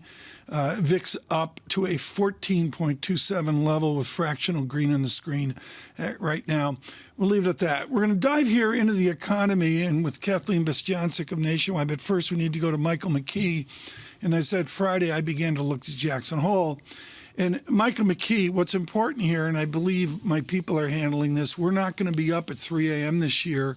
We're going to shift Bloomberg Surveillance a little later in the morning to get important people with a conversation. That's the Bloomberg, that's the line you're getting, folks. The real reason is so I can get my chip beef on toast in before the show starts. Get to the Pioneer Grill. For those of you on radio, it's a beautiful image of potatoes, and my father would call this a glop, which is toast, chip beef, and a white sauce as well. The Pioneer Grill speaks for itself, doesn't it? It does, and you speak for yourself in wanting to eat that stuff. Biscuits and gravy, though. Very big. I had that 2 weeks ago, and I was out in Wyoming. What's interesting, and seriously, folks, everybody eats there along with the wonderful people of Jackson, Wyoming. It's something to look down the Pioneer Grill and the yellow linoleum, and at the end, is the president of the Kansas City Fed with her dog Pivot and all of her staff sitting around it. What is the Kansas City Fed doing right now to make for a successful Jackson Hole? Looking for a replacement president at this point. Esther George retired quite some time ago, and they still don't have a president. They're a month out from the event. But I was talking with somebody from there on Friday who noted that Esther and her predecessor, Tom Honig, had always said that this event is bigger than any one person. So well, it's bigger it than will one, go ahead. It is to the heartland of America, and Kansas City and Dallas and the others have a different outlook than some would say the saltwater economies, whether it's San Francisco or over to the traditional East Coast economies. What is an early theme you have for Jackson Hole where we don't really know the schedule, we don't know the agenda, we don't know the academic papers yet? What does Jackson Hole 2023 look like to you? It's essentially putting together a fragmented economy is kind of the theme here as we try to recover from the pandemic and the various things that have been going on in various sectors that don't add up to previous models. I strongly agree with that. For me, Jackson Hole, folks, is about 2 consecutive days of chipped beef toast. Kathleen Best-Johnsick joins us right now, of course, with Nationwide, with a very clear view on the American economy. Kathleen, as Mike always does, he goes to the heart of the matter, which is the disaggregation of the American economy. Do you sum it together into one economy, or do you have to look at America as separate sets? Well, good morning, Tom, and happy to be with Mike as well. So you do both, right? You look at the top down, but then you have to disaggregate. I really look at it across the sectors of the economy, and it's been a very interesting post-COVID. First it was a recovery, and now the expansion, completely unique. And we've seen these rolling recessions. And the question is, does this culminate into, a broad-based and a real recession that the, National Bureau of Economic Research would claim, yes, we've experienced a recession. To the dual mandate, are we a fully employed America? Oh, yeah, we're overemployed, which, sounds great, right, if you're an employee, but problematic for the Federal Reserve, right, as they try to balance that against inflation pressures, and also for corporations had trouble still finding qualified worker and feeling that wage pressure all during this period. Kathy, let me go back to what you said about rolling recessions, because that was a theme of kind of what happened in 2015-16 with manufacturing. And now we seem to be seeing it again, and we saw housing slow down. It's picked up certainly for new home construction. We saw a slowdown in autos sales. Now they've come back. Is this what we're going to go through for the next year or so, or do we get an overall, as kind of forecast by a lot of people, decline in economic activity for the whole economy? Well, that's the key question. It's been quite difficult, right, to gauge that and the timing. So we're still in the camp that we're cautious and think that the conditions are there for a full-blown recession. But we have always argued that it would be moderate, on the moderate side. But you're right. Housing was the first sector, as it usually is, to feel the pinch of higher interest rates, right? It's very interest rate sensitive. But now we're coming back, at least for construction and new home sales, because you basically can't find enough supply in the existing market. And builders, anecdotally, we're hearing reports that are offering subsidized mortgage rates. 5%, is a lot better than 7%. So that's what's helping on the housing market. Autos is dancing to its own tune. That should be a very interest rate sensitive sector, but it's not because of that long shadow of COVID. There's been a restraint of supply, and there's still pent up demand. Now, maybe auto dealers also like the fact that they have pricing power, and they're kind of continuing that shortage of supply on purpose. Manufacturing, like as you said, globally, we're seeing a manufacturing recession, and it seems to be getting worse, right? In Europe and China has been a disappointment with this reopening, and the U.S. is still, we've had 11 months straight, like the Philly Fed, showing contraction. So, time will tell. Certainly the labor market and consumer has been resilient enough to offset those other factors. But we think even if the Fed's done tightening, which we expect on Wednesday, the last rate hike for this cycle, we think restrictive rates, eventually going to pinch this economy, and we're going to see a slowdown. A slowdown, but do we actually go negative? Is that based on the idea that Americans are just going to stop spending? Because now we've got real wages rising faster than inflation. That's right. I mean, right now, the consumer's finally getting overall some real income gains. But I think the key here is what happens with corporate profits and balance sheet. If inflation continues to trend lower, which is what we expect gradually, corporations lose pricing power. At the same time, we're seeing upward wage pressures remain. In fact, there's going to be a number of strikers coming on, probably with UPS and maybe in the auto sector. So that means you've got sticky wages. That's a profit crimper. And usually that leads to less employment. So I think ultimately that's where, the consumer feels the negative hit is just from less employment. Hey, Kathy, Ben Laidler, market strategist, was on earlier and said he's riveted on a constructive economy that loses steam on inventory dynamics. Lecture us on marginal inventories. I think that's off the radar for so many listeners and viewers. Do you see where marginal inventories won't assist real GDP forward? That is a great point. Inventories many times seem to be working in the background, but when they swing, can be a powerful force. And in the business cycle dynamics, it can be a very large drag or maybe an add to GDP. I would say right now that companies have gotten their inventories to sell ratio in better shape, but I would still say there's elevated inventories. And it doesn't mean we're going to see a lot of add going forward. So that's a headwind for GDP growth. Just like, student loan debt repayments coming online, that's a headwind. If we have a strike, so that's going to be a headwind. So one of the things I would say is that, certainly the data's been stronger and it does give some support to the soft landing camp, but the economy still be soft. You have a couple hits and shocks. It's not hard to get us into recession, and that's where we remain still cautious. Will the stock market adapt to this, or is the stock market removed from American economic slowdown? Well, historically, the equity market is not immune to recessions or a downturn.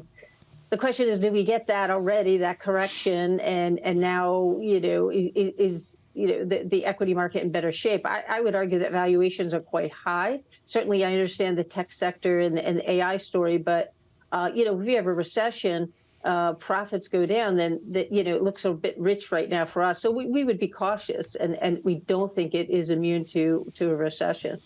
In that case, Wednesday. The general feeling is the Fed could just sort of stipulate what it's going to do. But what they tell us about the future is what's going to matter to the market. So what do you think they tell us about the future? Do they keep going after one more? Yeah, it is what the FOMC provides in forward guidance, and what Chairman Powell tells us or guides us in the press conference is going to matter. I mean, the 25 basis points seems to be a sure bet at this point. I think there's a lot of uncertainty. Last time they added, 2 dots, right, to the interest rate dot plot saying 2 more rate hikes.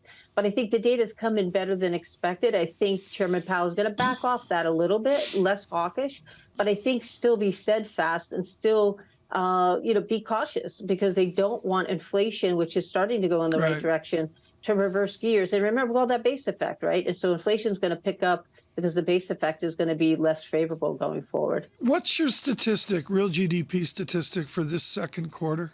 We're going to get data out here. We're into the third quarter now, but for ending June 30, what's the Bastiancic statistic? So we have slightly above 2%, 2.2%. We saw strength, resilience in the consumer. Also, I think non-residential investment is going to be additive and quite strong. And we're going to have less. This is the first time in 8 quarters, 2 years, we're not going to have a drag from residential investment because housing has stabilized.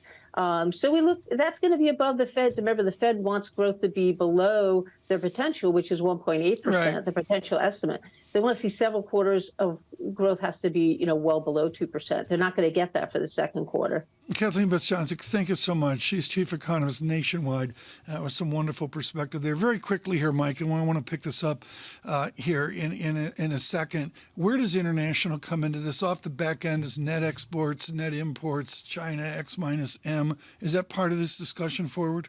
It's a minor part of it at this point. Minor. Because trade has not been a huge factor in the overall growth picture for the United States in recent months. And you've seen people say, the interesting thing about China is that it's not making a major impact on the U.S. And they are sort of the third biggest trading partner. We're going to pick up on this. I think it's an important theme with Mike McKee as he gets ready for a Fed meeting on Wednesday. Futures up 6, the S&P up 0.2%.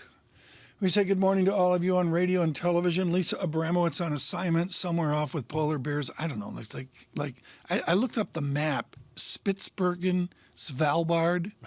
It's like a hunk of land. Like it's like on the way to Iceland or well, something. she's probably going to have some great pictures of the Northern Lights. Oh, I think so. Yeah, they go around the world. I mean, that's like a latitude thing, right? We don't see them, do we?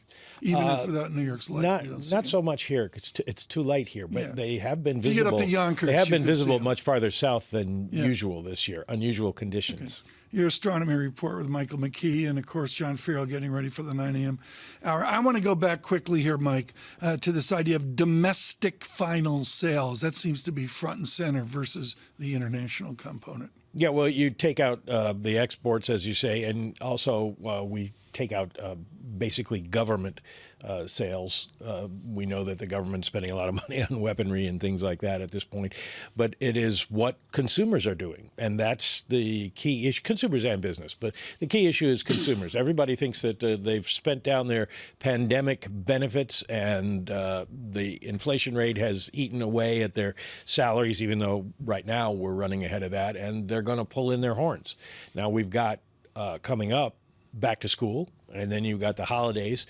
So if you're going to see any kind of serious slowdown, Tom, it's going to have a major impact if consumers pull back. But a lot of that is confidence, and confidence has been going up. This just out. We mentioned this with Anne-Marie Horton earlier, as we do on Bloomberg Surveillance. The Israeli parliament, they approve their controversial judicial oversight law. That from Bloomberg News reporting moments ago. Please stay with us worldwide. This is Bloomberg Surveillance.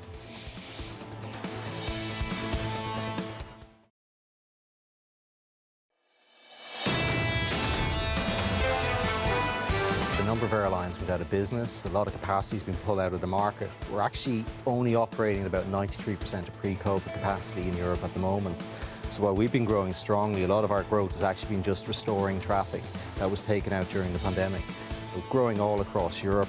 There's more consolidation happening at the moment as well, so that's likely going to lead to even more capacity coming out over the next 2 or 3 years.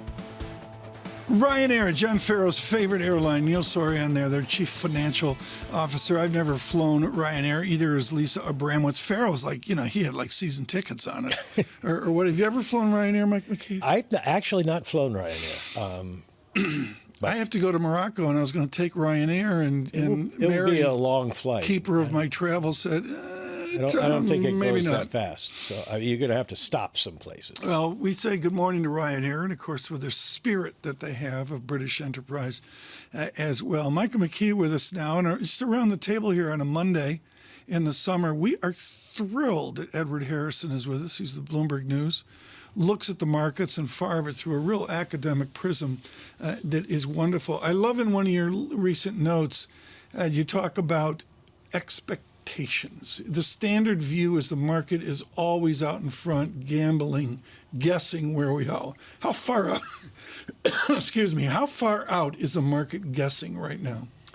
I think, bond markets at a minimum are guessing at least through 2024. And they're seeing that the Fed is very close to ending their rate hikes, and then they're going to have some cuts all the way through the end of 2024. On the other hand, I think equity markets are not looking that far ahead. They're looking at the soft landing and they're bullish as a result of that. Is there effervescence there? What I noticed in the reading over the weekend is a polarity between a retail that's in love with Apple as a generalization and institutional Wall Street that's very cautious. And am I right, institutional Wall Street is behind in terms of performance for the That's year? right. And, you know, I mean, basically the market, the institutional investors were too pessimistic relative to what actually occurred, and so they've had to leg into this, and as a result, their returns. Leg in, Mike, means catch up.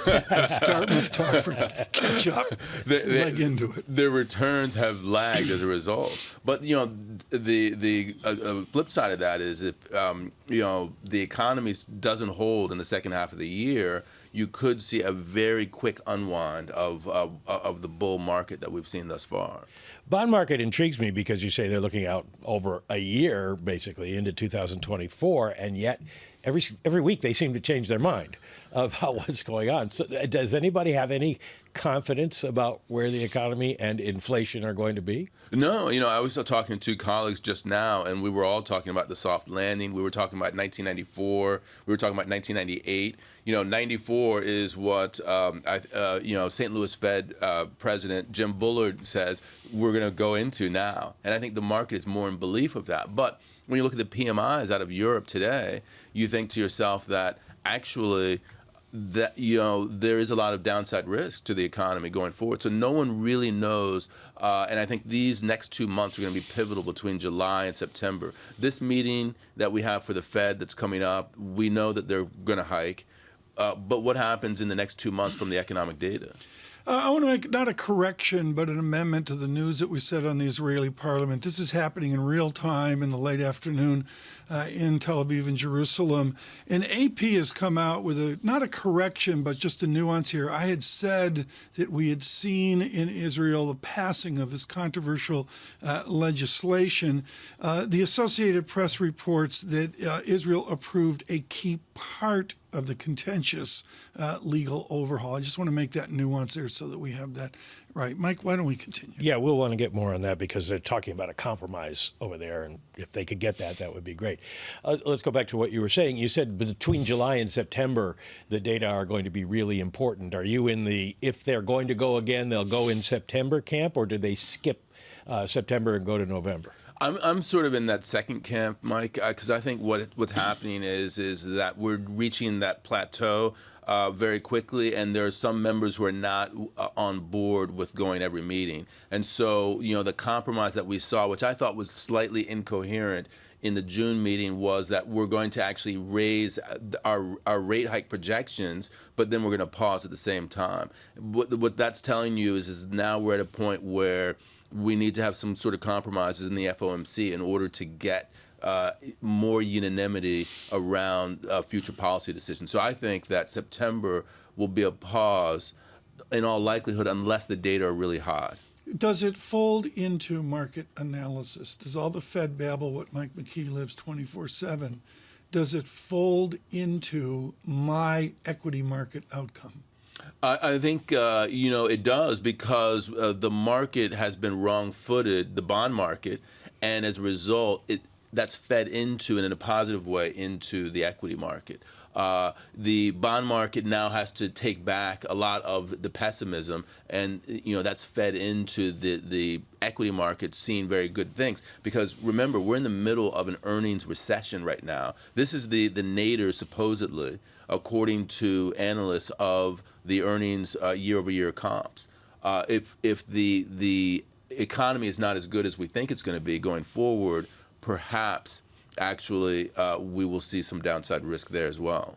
Again, to institutions, what do you see in the cash dynamic now in the equity market? I mean, we talk about 60-40, or some people will say 60-30-10, 10% cash. Interview after interview, people are like, oh yes, we're over cash, we're at 4%.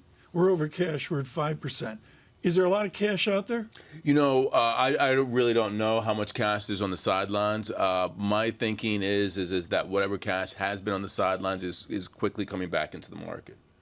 What do you think in terms of that, of the Fed's continuing QT and the Treasury still selling stuff? And it looks like we're seeing the reverse repo facility shrink.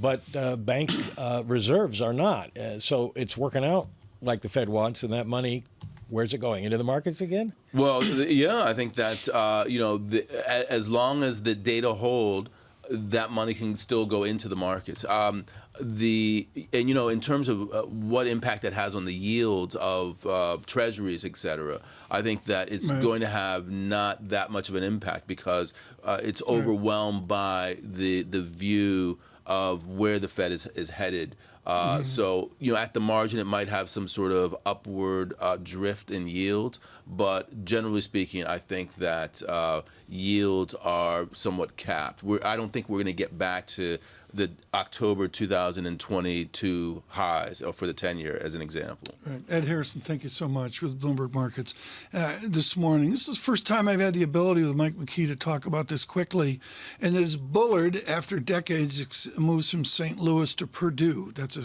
college in Indiana, in case you I've heard of it, yeah. Weren't aware of that. Who replaces Bullard? Well, that's an interesting question because he's been around for 15 years as the president of the bank, and he started at that bank in 1990, so he was a long-time fixture there. You don't know if they're going to go with an internal candidate or an external candidate. His predecessor came from outside, so it's going to be interesting to see. It's not the same as it used to be, where a bank had a sort of view of the economy. St. Louis was a monetarist bank. Jim Bullard is not a monetarist, so they may just go in a general sense. And now, Days of Our Lives, a soap opera of Michael McKee in economics. Does a governor of the Federal Reserve System move back to St. Louis? Waller as governor? Does he want to be president of St. Louis? It's an interesting question. I suppose it would partly depend on whether he likes the city of St. Louis enough to want to move back. He has a little more power and influence in Washington, but he would make a lot more money in St. Louis. Oh, really? I didn't know that. The St. Louis Fed president last year was paid $428,000 a year, whereas a Fed governor makes about $180,000. No way! Yeah, so. I did not know this. I'm supposed to know everything. I had no idea. Well, if you get a choice, governors make how much? They're between 180. I think they might have gone up closer to 2 with the latest pay raises. But Jay Powell only makes a little over $200,000 a year, and Jim Bullard, by the way, was the lowest paid of all the regional Fed bank presidents. Really? You want to make some money, Tom? Apply for a job at the New York Fed or the San Francisco Fed. What are they pulling down roughly? They're over $500,000 a year. I had no idea the disparity between the presidents and the governors. Well, the banks are quasi-official, and so they're run like independent institutions, and they have to have what they call competitive salaries. That explains it all. No wonder Lyle Brainerd went to the White House as well. Michael McKee on personal finance and our public servants as well. Coming up on television, this is 1 p.m. actually. Rick Reeder of BlackRock will explain yields. Stay with us. Fed Day on Wednesday.